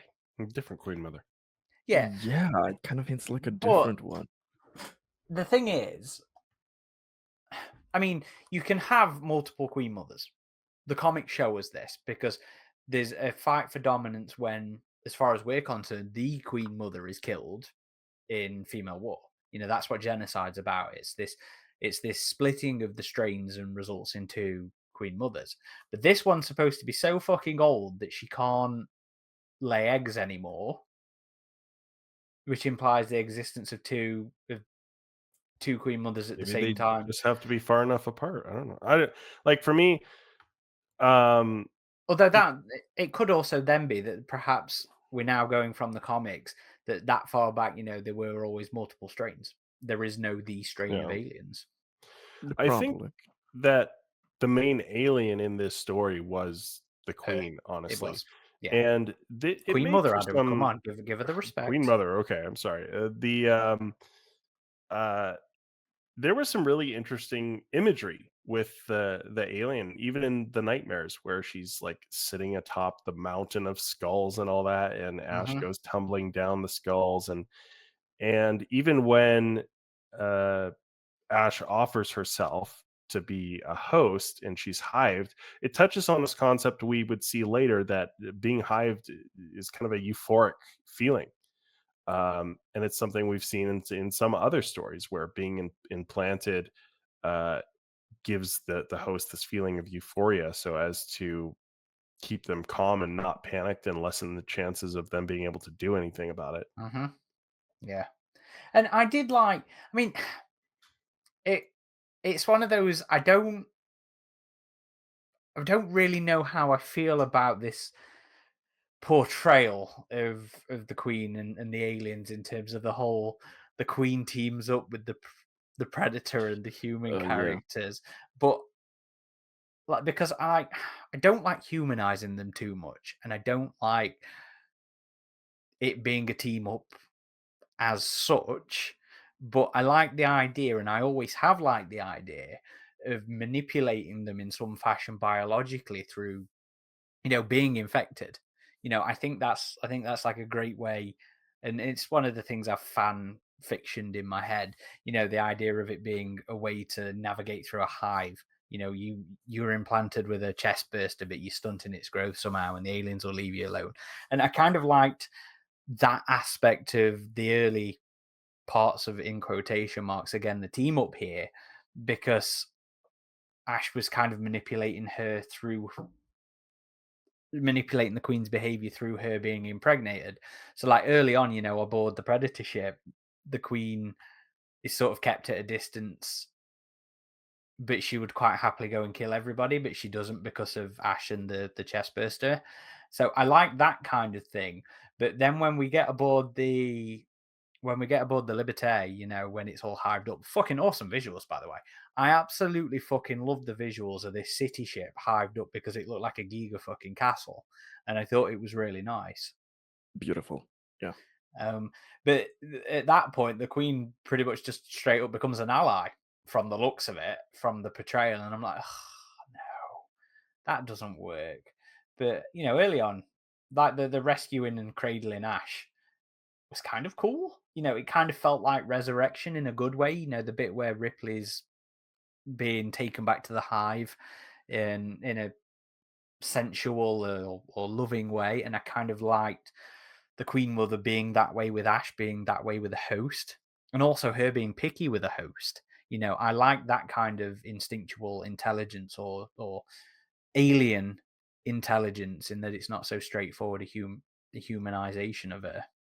And after the alien comes out of Ash, they mention the question, well, is the queen still going to be our ally now? But apparently she is. Yeah, So it's just one of shrugging the those things shoulders. of like, sure, okay. But that's when the comic completely goes off the rails though, because you Mhm. have, so what was it? What was his name? Bobby Demetia, the bad guy, whatever, has apparently not selectively bred the way you normally would an alien, seemingly, but somehow genetically manipulated a new breed of aliens that is mixed with the predators that results in a pred alien coming out of whatever the host are, that can also infect and impregnate aliens. because the queen gets face hugged, doesn't she? Yeah. And she gives the main alien king the Purvis treatment from Alien Resurrection. Th that I'm lost for words with that ending, Yep. with what they do with the Predalien. I mean, white white Predaliens, human human skin, predator skin, alien exoskeleton skin, none of that is pale like that. So just random, okay. Red eyes, glowing red eyes. They can And talk. then that yeah, they can talk, and the characters were even they're going like, "Oh yeah, it's the ultimate fusion of alien, predator, and human. Oh, they can use weapons, they can talk, they can." And you're just going like, "Oh my god, this is like mashing all of the action figures together." Like, You never go full Kenner, or you should never go full Kenner. I don't think Kenner would ever go go this far. This was like, oh my god. Um, I mean, I get that probably wasn't that entrenched into the lore already, what a normal Predalien would look like or function as in just a facehugger on Predator. You get Predalien and stuff. Why do you need to hybridize in such a way and make them talk and give them eyes? And Yeah. Well, I mean, it's yeah, it's like I said earlier as well, this would have been near enough just as Duel was coming out. So this would have been around the first interpretation of the Predalien. Duel follows something that's much more in line with the DNA reflex. It follows something that's much more in line with the runner. Whereas this is just completely wild and not a typical alien hybrid as such. Or at least that's the yeah. reading I got from it. The reading I got was that it was some genetic manipulation that Demeter had been doing for his own breed for whatever purpose. So it's very much not a typical hybrid. Yeah, of course, that makes sense. We've seen that the genetic manipulation is extensive, and what they do with the trophy wives with the literal melting off skin and transformation there. Yeah, you can imagine that. Combining it in that way, it's not implausible. The artwork for them was I Stupid. don't It like was it was a bad design. It was a bad yeah, design. design wise, stylistically, I hate it. The worst thing. I think the newborn looks better than this. But the artists draw pretty well predators and even the aliens from certain angles. Love what they do with the humans, especially. But with these Predalien things, having muscly hybrids there with shooting guns and talking to everybody. I, Against, I even thought the robot alien exterminator thingies were The kind of tech sex. generic. The tech sex were kind of generic in design. So unfortunately, the quote unquote original, the new original enemies there, I'm not really too happy with their looks, the design language. But again, with the end having the queen impregnated, and then a normal looking, quote unquote normal looking chestburster for the comic gets out, and then the predator kills it. Okay, we never know what that happened, but we have the presumably completely non-genetically altered alien chestburster that comes out of our lovely amnesiac Ash, and it looks like a normal alien chestburster at first, and then at the end, why does it have to transform into this white-eyed, pale thing? I mean, maybe you can argue because everything that has to do with the genetically uh, Her tampered bit. people, Yeah. yeah, it's probably taken from her, but still, design-wise, the story has already gone off the rails. But plus, with having whenever you do an ultimate enemy that is worse in design than the older things. I mean, it's the same problem I had with Resurrection. You give a newborn and trying the scientist going, this is the next step in alien evolution, etc., and you get this fleshy, non interesting looking thing, and you do the same thing in Deadliest of the Species. That's There's why I think even though this comic has a lot of interesting ideas and a lot of things that are done so well in the majority, like 2/3 of the comic, that these last few issues are so batshit crazy that that's what Mhm. fans will remember. The convoluted plot, it's hard to keep up. So when that just evaporates for the what the fuckness of all of this, um, it it unfortunately distracts from the good sides that were previously introduced. So when the Karen alien shows up, the king alien, which is sorry, the Pred alien king. So apparently the royal facehugger of the Pred alien things creates this king alien from Willem, who then needs to also impregnate somebody else to make queens for himself. But yeah, when he first sees Karen, he asks her, "Why do you look so strange?" And the reason the comic gives us is, "You represent the worst aspects of three species. I hope I represent something better, or I hope I'm something better." That's your reason for why she looks different. That's it. It's so fucking stupid. It's so wide. This is the shit we need to do a Wayland Yutani report video on, just because this is the fucking clickbait bullshit that people will be like, "What the fuck's this?" Yeah, that's not a bad idea, but um, generally with the alien treatment, regarding what you said before, with the alien queen, I agree with both, of course, Aaron and Adam, that uh, the sequence in the hive was very interesting, and it was very creepy. And I also love when it's explored, what does the hive secretion effects have on the victims, uh, just giving it a bit more of the kind of characteristics and flavor. What can I do instead of just making it a generic thing that holds you there? So I like when those little things are explored. And lore wise, yeah, the author introduces those interesting things that others usually forget to play with, um, in the novels, games, and comics. So I do appreciate that. I'm not really a super fan of making an alien queen that's so old, make a creature that, yeah, can't that the age affects the aliens. Was never too much of a fan, but yeah, so old that she has only one egg left. And okay, if we're gonna go with that premise, which I'm not too happy about, it makes sense then why she was so wary and choosing the host and everything. Okay, the predator was wounded. The other person, I don't remember, sometimes was there, sometimes was thrown off. But yeah, you got this supreme genetically engineered thingy of Karen Ash. So I get that. I get that. And with all of the nightmares with the alien, having that juxtaposed with Karen going, I'm partly predator, but at the same time, I feel like I am becoming more and more alien. The alien is calling to me, and in the dreams, she kills her predator big mama friend.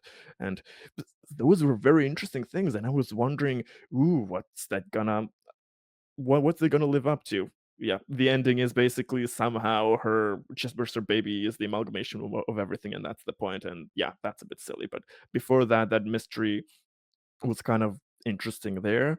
And I loved it up until the point where the queen goes into the ship and just like, oh, because I have it in me, she's not gonna attack any of you. Like, okay, I get not attacking the host, but they're far apart. It's not like, oh, we're around her, we're gonna damage her or anything.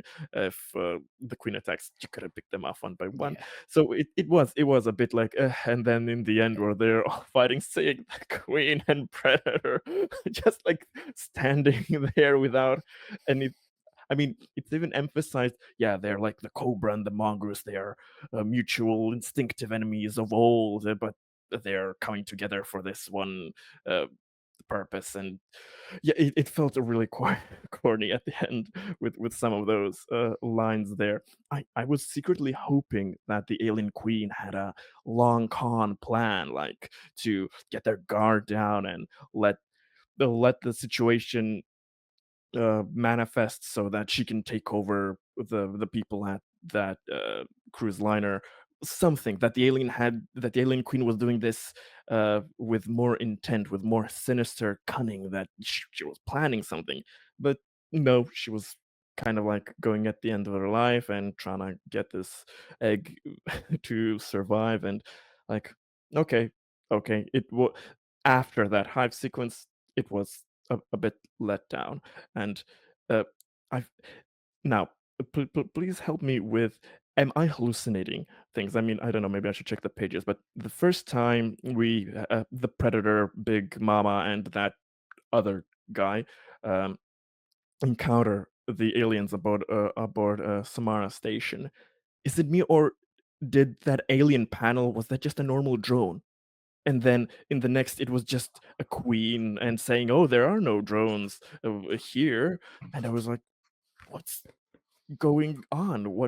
There was this panel where it was literally just the when they take the predator to the hive. So it was before the reveal that there's a queen on Samara Station. I I I just get Yeah, constantly so you see confused. multiple aliens, so it totally contradicts itself. Well, no, that the multiple aliens is Oh, is it a flashback or no, something? that's the training. No, Greg's quite right. It's a normal alien that looks like So it it's is. jumping on. Yeah, page. At least in this omnibus, 142. It's after she goes That through the wall with the car, right? that's the one. That's the one. That confused the hell out of me because I was like, "Is it another flashback? Am I on another station? Am I going mad?" Because I was flipping and seeing, and And so then it's a queen at the end of the issue. Yeah, and apparently that's the only alien on board the station. So again, more inconsistency there. it's just the weird thing about this comic is it does set up an interesting mystery, and the nightmares are compelling, especially more in the beginning. And so you're constantly thinking, is this real? Is this a hallucination? Is this a dream? Is this a virtual reality thing by Toy? Later It, we get information about that. But then you have things like these where no, it's just something strange for strangeness sake. So yeah, it kind of gaslights you into thinking it's more important than it actually is. there's lots of individual elements in this run that are interesting and intriguing, but it just, like I said earlier, it just doesn't pull them together. It's not coherent, and it doesn't feel like there's a planned or well thought out actual end game or overall narrative here. There's so much stuff just seems to be random. Things overstay the welcome. Like I said, with the whole identity thing, the dream thing, it's just goes on too long, and it doesn't quite fit together at the end of it, which is a big shame because I like so much of the individual elements. Same, same, and I could not comprehend, especially since from that sequence when Karen gets cocooned and impregnated by the face hugger. From that point on, things really pump up the tempo of things going batshit crazy. As you've all said before, uh, Karen starts glowing. At first, I was like, "Is it just shading, lighting, or anything?" No, she's glowing compared to the others, and nobody mentions it. Where the comic is actually very good at explaining where when you see some crazy stuff on a panel, and then on the next page, people go like, "Oh, that's this or that," or talking out loud and hearing their thoughts, explaining. For this, you have nothing except Karen made one kind of comment that, "Oh, the queen protects her progeny with this secretion pretty well when she was in the vacuum." So I was like, "Is this the secretion that's glowing on her, or is it because she's got an alien inside her and like glowing pregnancy thing?" Like, Because it is I, after the impregnation as well. Yeah, that's when she yes, starts to glow.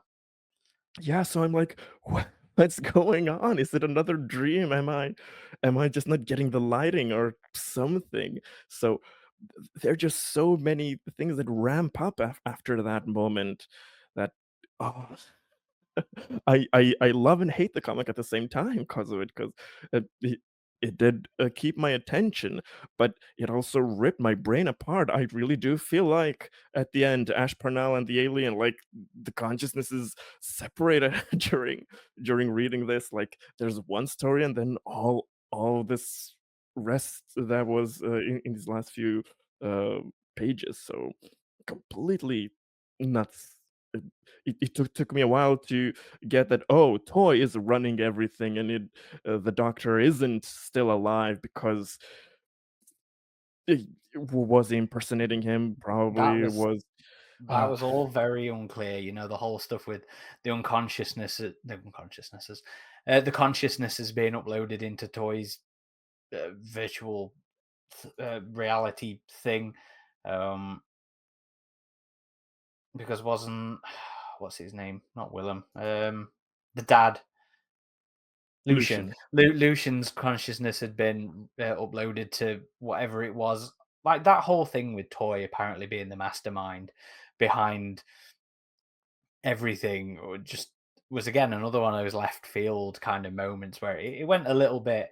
I feel like maybe Claremont had just recently watched Westworld and lent into Yeah. that with the Western theme bits and the the artificial intelligence bits. It's just yeah, but you can the run kind of works until issue 9 when it tries to bring it all together, but it all just falls apart. But even up to that point, it had started to overstay its welcome. You hadn't seen the aliens as such. You had the inconsistencies. You said the tech sects were a little bit generic in design, and yeah, they are. But they're also this alien-esque appearance that I liked. But then again, I like xenobugs. I like artificial recreations of the aliens and stuff like that. So that was kind of fun to me, especially the irony of them being some film prop that they'd then gone, you know what, let's just fucking stick some knives on them and send them into an alien hive and see what happens. That was kind of funny, but it's kind of like the Berserkers in their own way. I think this would have preceded Berserker. Don't compare them to the Berserkers. Oh, come on. The But design the design is not completely not the design, but the intent. But yeah. And this was Chris Claremont's return to comic writing after a year hiatus when he'd been working on X-Men. And as such, there was a big X-Men Easter egg in this, where apparently Big Mama had been and killed a fuck ton of the mutants in the past. Who was in the trophy case? It was like Cyclops and Wolverine and hang on, I think I think it was Magneto as well. Magni and Batman as well, apparently. So I she'd been hopping multiverses. I love that she with the skulls she also kept their masks, so we can all identify them. I know it's a tongue in cheek thing. It's just an Easter egg, in the same way in Predator 2. But I did think and get a chuckle out of it. Yeah, she got the skull and the helmet because she thought that looks cool to Yeah, put on her trophy. So that and was really unexpected. there's a bunch of references to other stuff. So this is reading off of Xenopedia. There's a homage to the popular Shiro Na Samun manga and anime Appleseed in the form of the spaceship of the Strike Force Rangers. Their ship was actually called Appleseed. I figured that was an intentional reference. And there's a picture of them posing with what appears to be the human character from the manga and the anime. There's a reference to a cartooning legend called Wally Wood on the same ship. There's a Flash Gordon homage in the fight sequence, the virtual reality fight sequence, which is a redrawing of a famous panel from the comic with the note after Al and Roy in the corner, which is after the artists. So the Thelma and Louise thing as well. The car is identical to the one from the film, and the license plate reads Thelma 01. There's a Simpsons reference with Bart and Homer, which I Yeah. think was with the characters that were boarding Big Mama's ship when they Yeah, were going yeah, to yeah. strip It it. it it was them. God, that took me so that got me so off guard. Like, what? Homer and Bart going on a predator ship? I forgot about that. I was gonna ask you guys, like, is that an intentional thing? So yeah, that makes Apparently, sense. I did God. like. So one of the things I'd talk about is obviously the modern stuff uses the modern interpretations of the Predator ships because that's what it's easier to find reference material of. So I miss that original Predator shuttle, from the first film. obviously at the time of the comic, that would have been the easy reference material, but we do get to see that design in here. So I very much enjoyed that. And I really liked the designs of the interior of the ship. I liked like the Predator kind of bed and seeing like the pillars and stuff from Predator 2 in there. I thought the artists did a very good job on that design and interpretation. I really liked that. Yeah, it's always appreciated when the artists develop the interior of a Predator ship, because there's been a few recent comics now where it's just they trace over the concept art from the Predator or like a production still on the of, and it's that same interior chamber that we've seen so much now of that one ship, and I get very tired of it. So it's always refreshing to go back to the old Dark Horse comics and see, because you know me, that's one of the things I like about this franchise or these franchises, Aaron, is seeing the ships. Like both with Alien and Predator, I've always been very interested in the ships, and those interiors. So much time is spent in those interiors in the Alien and Predator universe that it's nice to see them developed a little. Completely agreed. The interior is the Predator 2 stylesque uh, interior was beautifully. I like the more kind of the rugged technological look. Uh, there is still that kind of weird crustacean ribbed aspect with those kind of uh, combination of technological and tribal elements, but at the same time, the textures were so defined there that even though it's clearly inspired by the Predator 2 ship, it does then also aesthetically uh, jive pretty well with the Alien universe, how everything is so manual and everything's sticking out. So that works well, even though the interior is clearly distinct and alien ship, that it is not from human design. So that aspect Yeah. I really do appreciate. Like it feels like something that pops off the page, like uh from the game Alien vs Predator 2. It feels like it can fit in there right. I like that interior the most out of the spaceships. But like Adam said, the Ranger's ship having that internal forest Spa. spa that I did not estimate that ship was that big to have it. So that's kind of Well, it has its own design language holodeck that, as yeah. well. Yeah, I kind of forgot about that. The spa is incinerated in my mind like a ship with a waterfall inside it. That seems, for a few people only a small thing. So that's something that was unexpected. If it was just a hologram or something, it would have been okay. But having a whole I interior, yeah. I don't know. I like those ideas. I was talking to Aaron about this recently, where the idea of like the geodesic garden in a spaceship that was at one point planned for Alien Resurrection, but we've seen it in other sci-fi movies like Silent Running and stuff like that. So that's an interesting element of life in space, I guess, that I like to see of them. And we see it a bit in the special edition of Aliens, of just her sitting in that little park. I mean, albeit that's not nearly as big, but we've seen it in other comics, like in Thicker Than Blood, you have a beach on the ship, you have another garden with waterfalls and everything. So it's something that we've seen numerous times that I always I find interesting.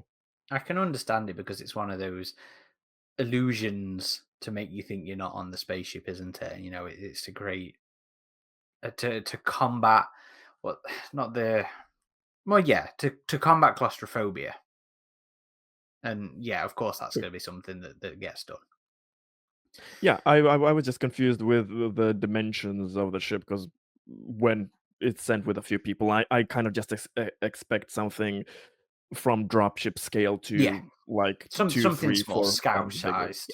Yeah, Yeah, I get you. a scout type vessel. So that's what kind of confuses me. In those other circumstances, I'm completely like normal imagining. Yeah, of course, such things could be built, but And it had to having there, be yeah. it had to be big enough as well to fit all those tech secs. Yeah, that was a big Oh cargo yeah. hold. Oh yeah.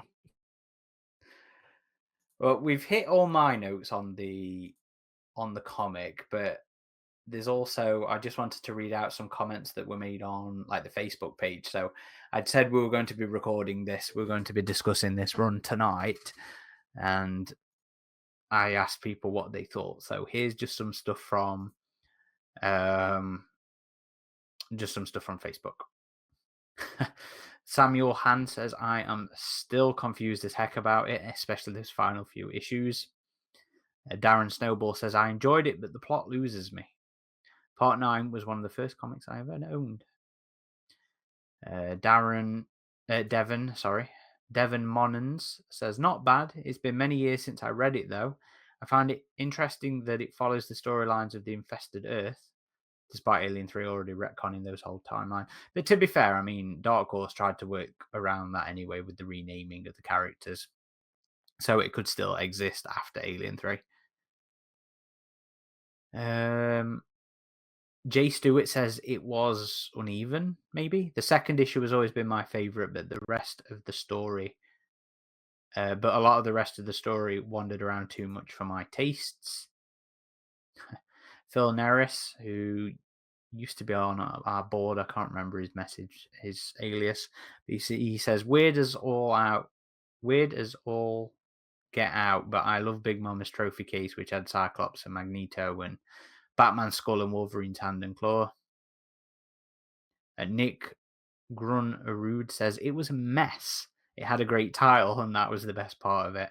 I've read it a few times, and every time I do, I get lost and confused. The identity rewrite of the main character was weird. The white hybrid talking alien predator thing was dumb. Chris Claremont had a cool idea, but went way too far out with his attempt to make something new and different. In the end, it was a huge flop and has never really been mentioned or referenced again, thankfully. Zachary Albright says, I'm not saying it's horrible, but it is very confusing. Christian Otis says, still the strangest one for me, not terrible, just strange. Whereas Chaz Putnick says, I have a guilty pleasure for this one, mainly because this is the one time all three species join forces against a common enemy. Scott Middlebrook, who we all know as SM on the board, says it's the most pretentious inherent garbage to ever carry the alien or predator name, should be banned under the Geneva Convention. Utter crap. I will say that yes, while I enjoyed the ride for how crazy it was, and there were many elements I found interesting, and there were aspects about the comic I liked, such as the artwork. Overall, it just does not work as a cohesive story. It does not. Yeah, it's just too all over the place.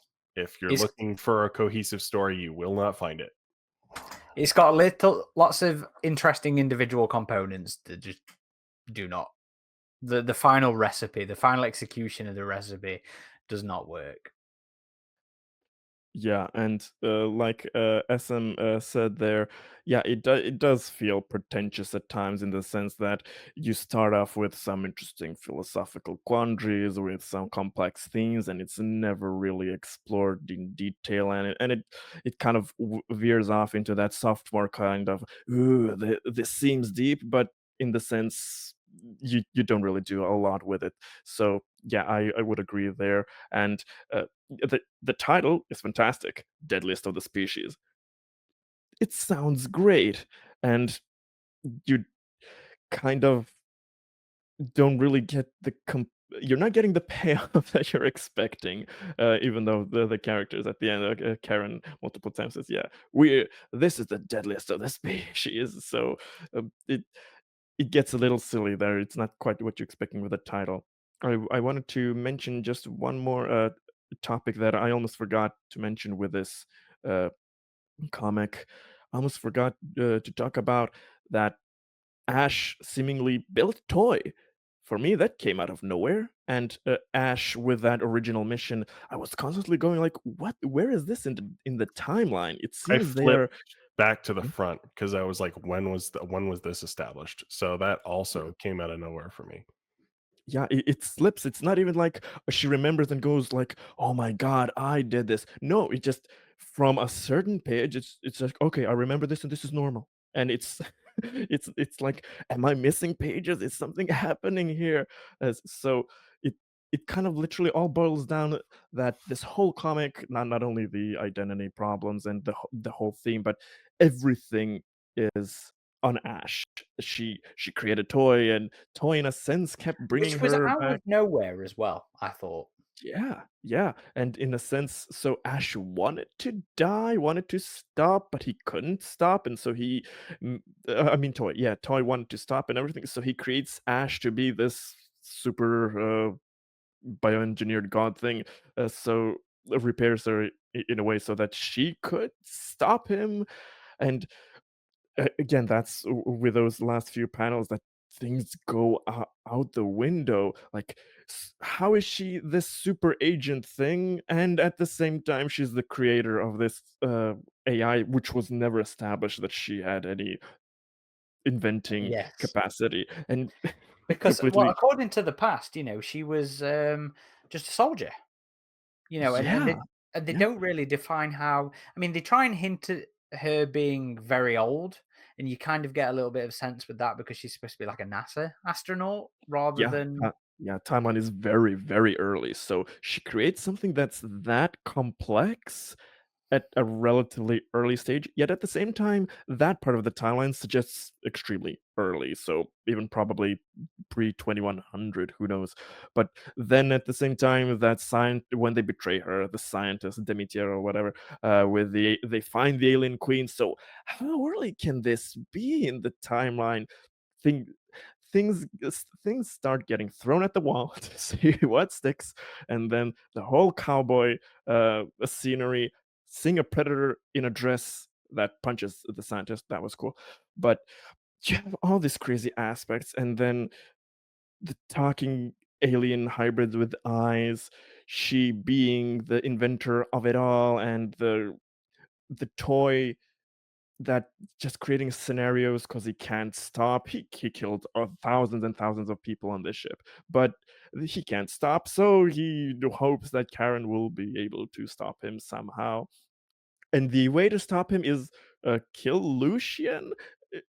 I mean, I guess it was so absurd that they tried explaining it, like in the last few panels.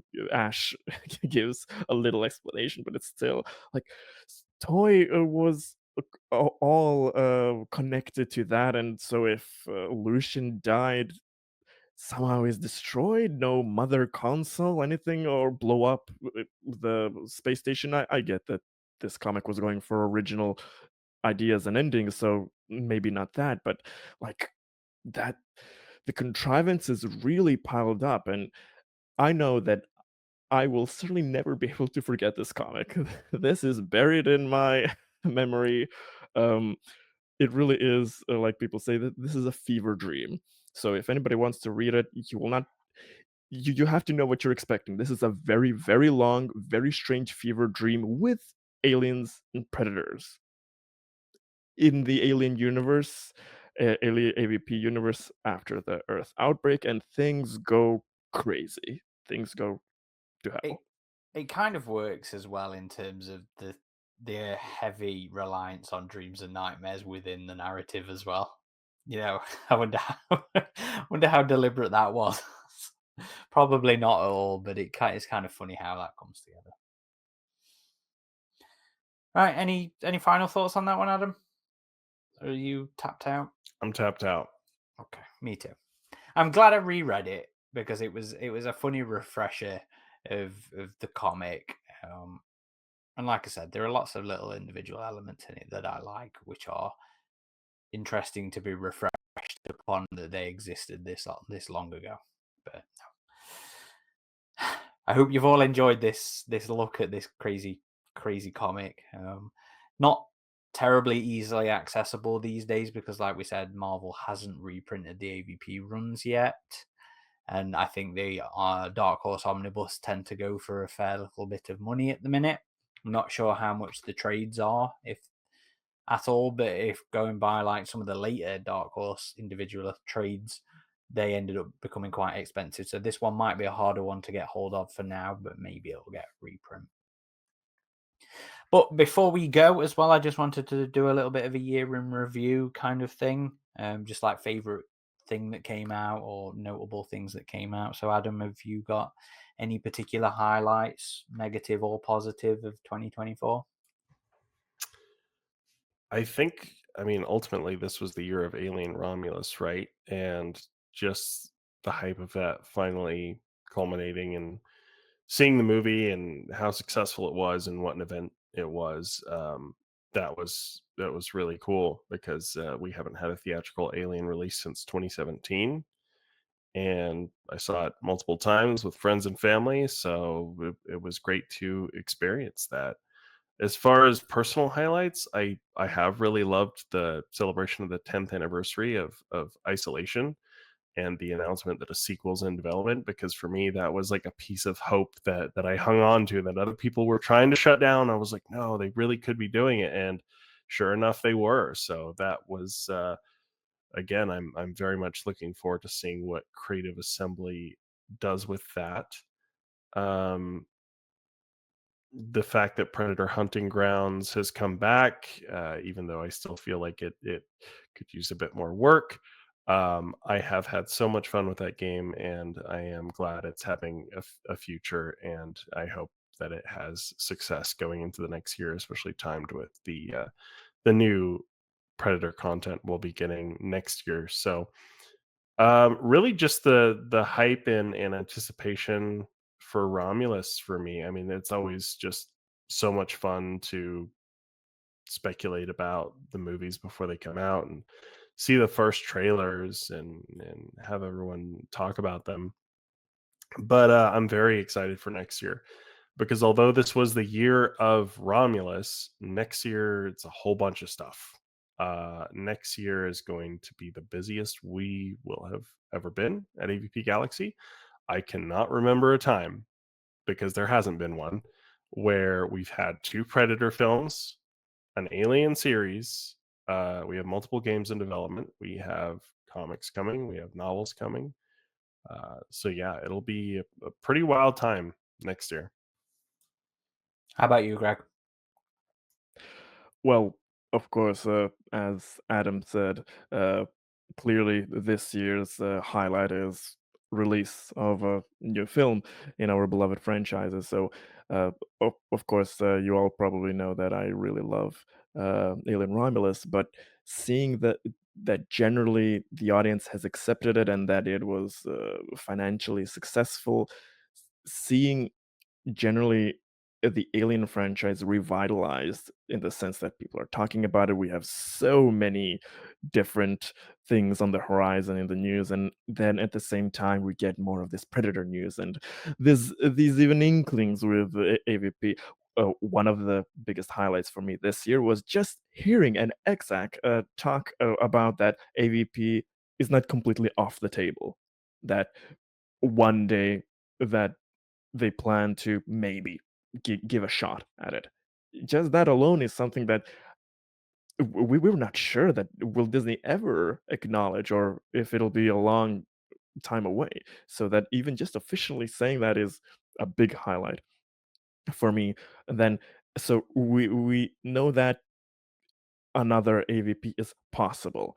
We have the announcements and the release for next year of not only uh, what seems to be a very interesting and unique Predator film. We'll see how it pans out, but possibly a new kind of perspective there. But at the same time, a secretly developed Predator film that maybe seems like it's a combination of little anthology uh, mini uh, uh, parts that is animated. That's wonderful.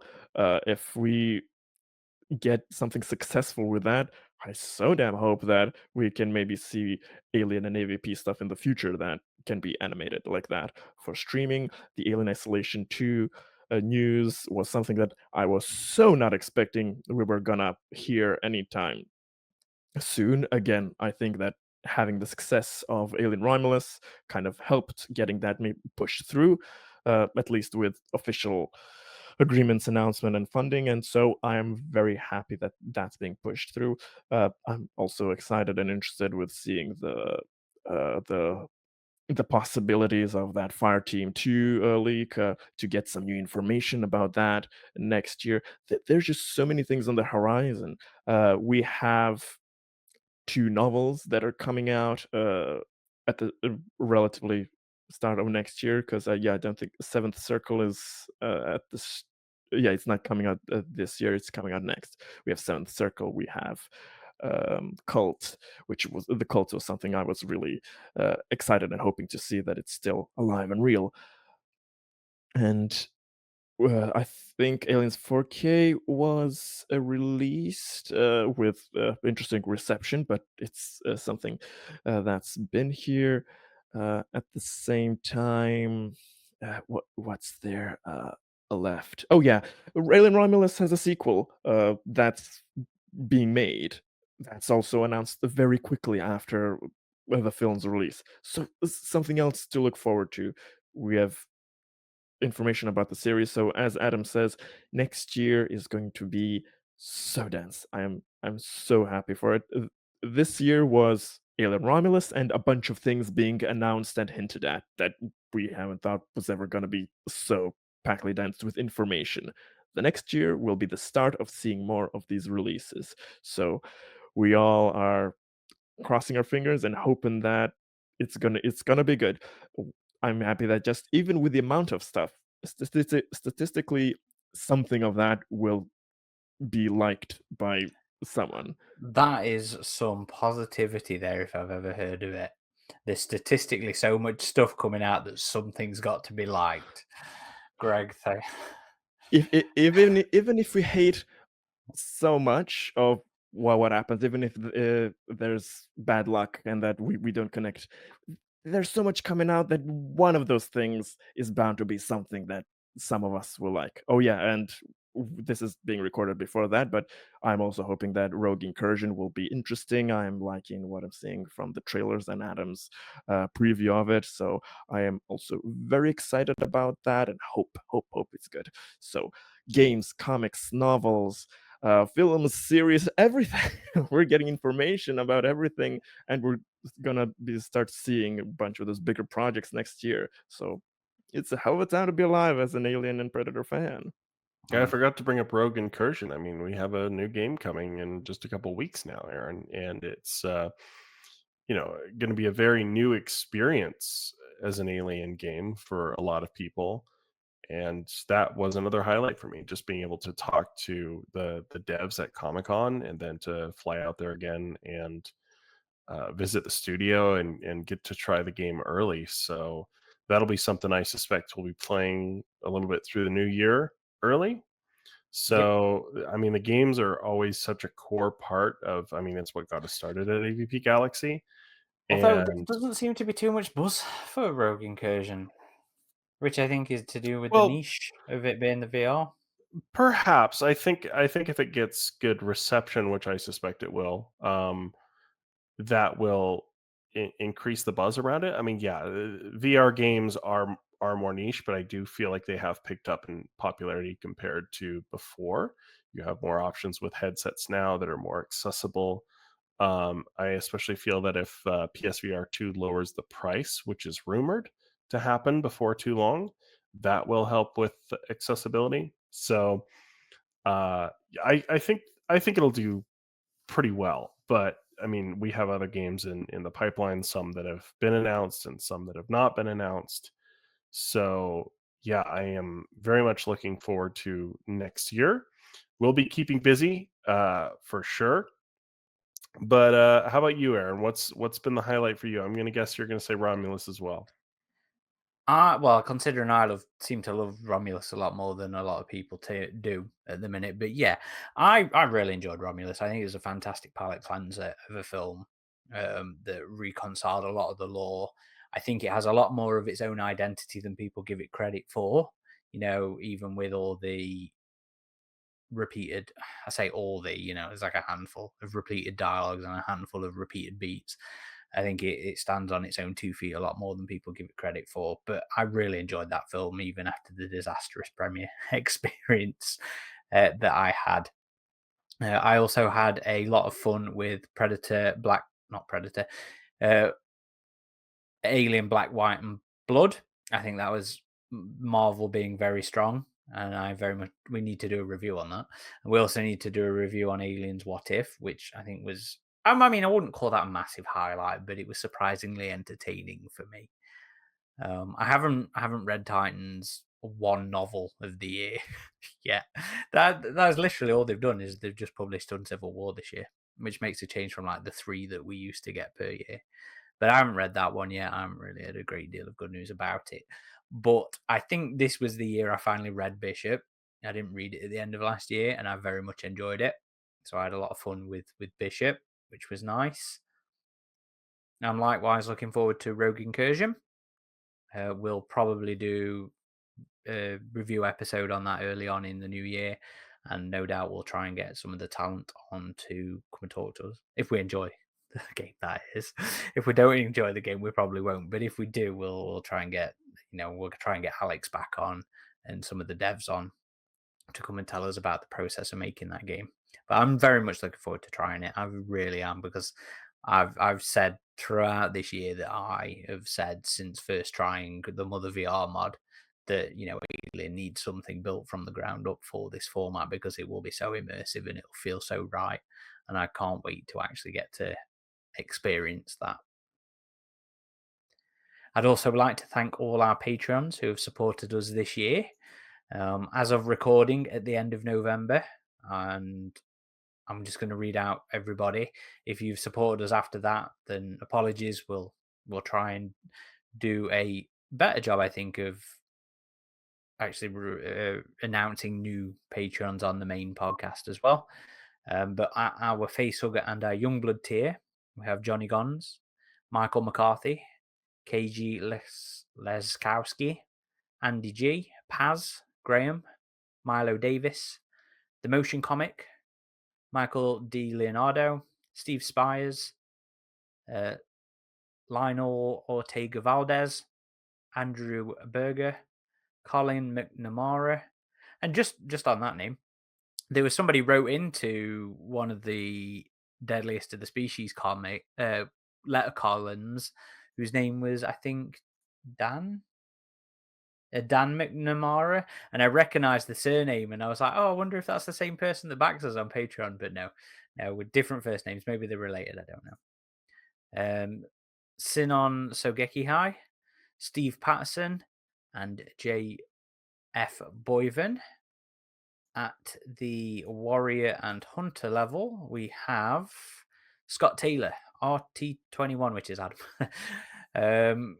Coleman, the Batman, Chris Osbrooks, Anon, Josh Cambrian, Darkness, Javar Wayman, Sizzy, Christian Matske, Swine Rider, and at the big boy level, which is the Praetorian and the Elder, we have Thomas Kane, Jason Albahar, Kyle Baker, Charles, Mike Rude, Darwin's Girl, Christopher Isaac, Chu, Tyler White, Darren, Rebecca Herbst, Rob Harvey, Xeno Alpha 07, Acid Rain 161, Bending Light, Tom Painter, Xeno Hunter 5669, Sarah Evans, myself, Lucas, Arnold Quigley, Xeno Pred Alien, and Hunter Goetz. Aaron's And one of the big boys. yeah, I'm giving the proper money. What's your excuse, Adam? Hey, Darkness is on the middle tier, so that's my excuse. But yes, thank you everybody for your support. You've helped us through what has been another shit stain of a year for me on a professional and personal level. So you've helped me get editors and stuff like that until I've settled into the new swing of things with this new tool that I've been using. So yes, very much appreciated. It's been a lot more successful than I expected the Patreon to be. We've released a number of genetic memory episodes. As of recording, I've actually just posted the latest one, which is our recording of Underwater, our discussion of Underwater.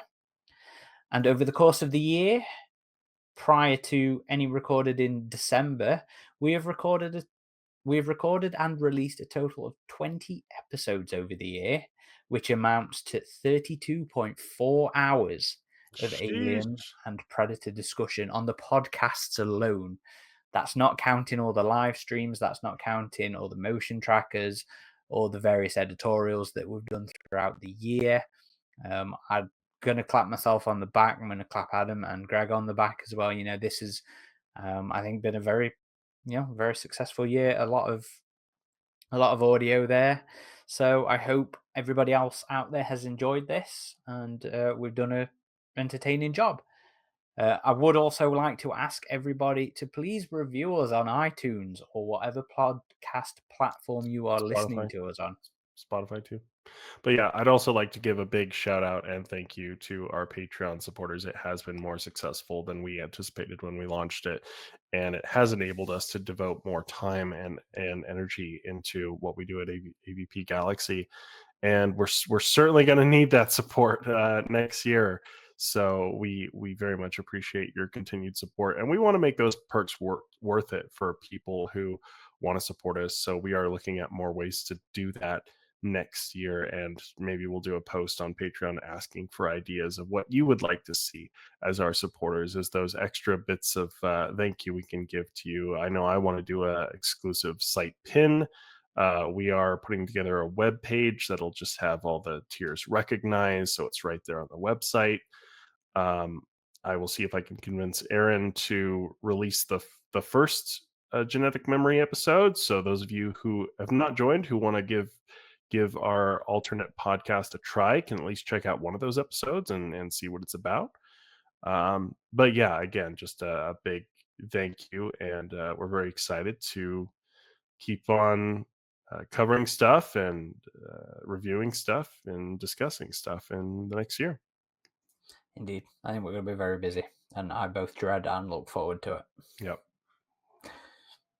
I hope we see as much new Alien and Predator content as possible. I'm very grateful to get a chance to chat with these lovely fellas here and generally be a more involved part of the Alien and Predator community that I've been slowly and steadily sneaking in bit by bit since I was 13. So I would like to thank all of the patrons for making this possible, and generally the wider Alien Predator and Alien versus Predator community that give us a reason for us nerds to come here, hang out, chat about the things we love. And I am very glad that right now we're in a time where we of course can appreciate and remember and review the staples of these franchises that we've loved, but at the same time there's so much new things coming out with promises for the future. So whatever anybody's having maybe in their lives, they can have an opportunity to enjoy the little piece of media in franchises they love. So it might be difficult next year, but bring it on as much as possible. We'll gladly have something to moan about. That we have a lot of things to cover. So I'm all for it. I'm hoping for a good Alien Earth, which, to be fair, I'm quite questioning. So I'm excited to see how that actually is done in execution. I'm hoping for Rogue Incursion to be good. I'm hoping for more isolation stuff to come out, and I'm just generally curious to see the new stuff. I hope it all steps up and is good in quality. I like having a reason to celebrate, and one of the reasons I love Romulus so much is I've not come out of the cinema with that level of excitement the entire time we've been doing this podcast. I've been on the website, and even with some criticisms of it, and I do intend to finally do a written review of that thing. I would like to get back into the swing of doing written reviews of the comics and the books as well at some point. Yes. You must. There's just so much, Adam. There's just so much to do. I know, but you've listen, I've been reading your written reviews since before I was on staff, and it was always one of the things I look forward to the most. So you can't deprive people of that, Aaron. Yeah, but you're the only one that whines about it now, and I'm like, yeah, well, That's you not do true. more work then. You do more work. Darkness whines about it too. It's not just me. Yeah, I did get a little bit of a telling off for the Romulus thing. As someone who gets telling off by you all the time, seeing you get but do telling you off. think I enjoy that? Do you think I like doing that? That's energy I'd rather spend some part of elsewhere. me thinks you do. No, God, no. I'd rather not have to fucking deal with being like, Adam, come on. Where's my fucking article? Hey, I did some good videos this year. if not enough of you have watched my theme park one I did, so check that one out. But Yeah. plenty of you have watched that VR preview I did, so I very much appreciate that. Adam's preview is the reason I'm splurging on another, on my first VR console. So thanks for that. It was effective. I know it got a Right. few people. So Yeah, a it's couple people have told me that. So hook me up, Servios. I'm selling your game here. yeah, yeah. I just wanna last thing mention that I forgot to say.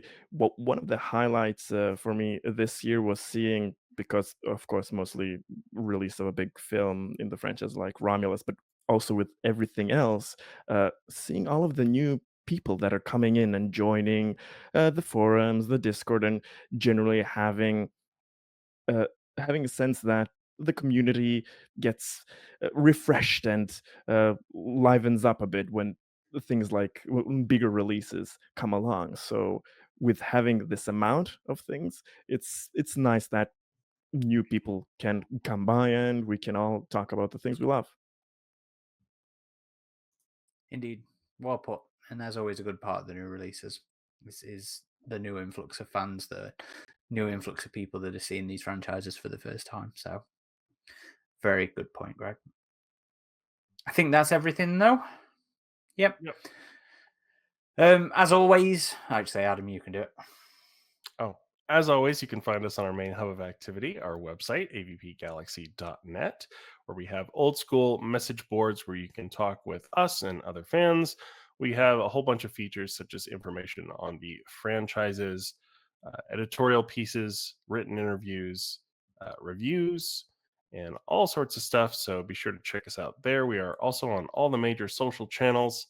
And for those of you listening, Aaron has just put a latex alien mask over his head to terrify our viewers. So if you'd like to view this podcast and see that, you can always check out these episodes on YouTube. But yeah, we also have a. Did I say the major socials? Yeah, Facebook, X, Threads, Blue Sky. I can't even keep track of them all now. Instagram. And everywhere that there's just a major everywhere social. we are there pretty much, except for TikTok. Some people keep saying TikTok, and I say, Aaron, we should try TikTok, and he keeps saying no. So if you want to see us on TikTok, you can fuck off. you can let us know, and Aaron will tell you to fuck off. Yeah, but thank you everybody for listening or watching. This has been Corporal Higgs. Rich Top. Still collating. Regaining our memory, splitting our consciousness, regenerating our bodies, forming into an alien hybrid with our consciousness fully intact. Until next time. Until 2025. Yes, exactly. Thank you, everybody.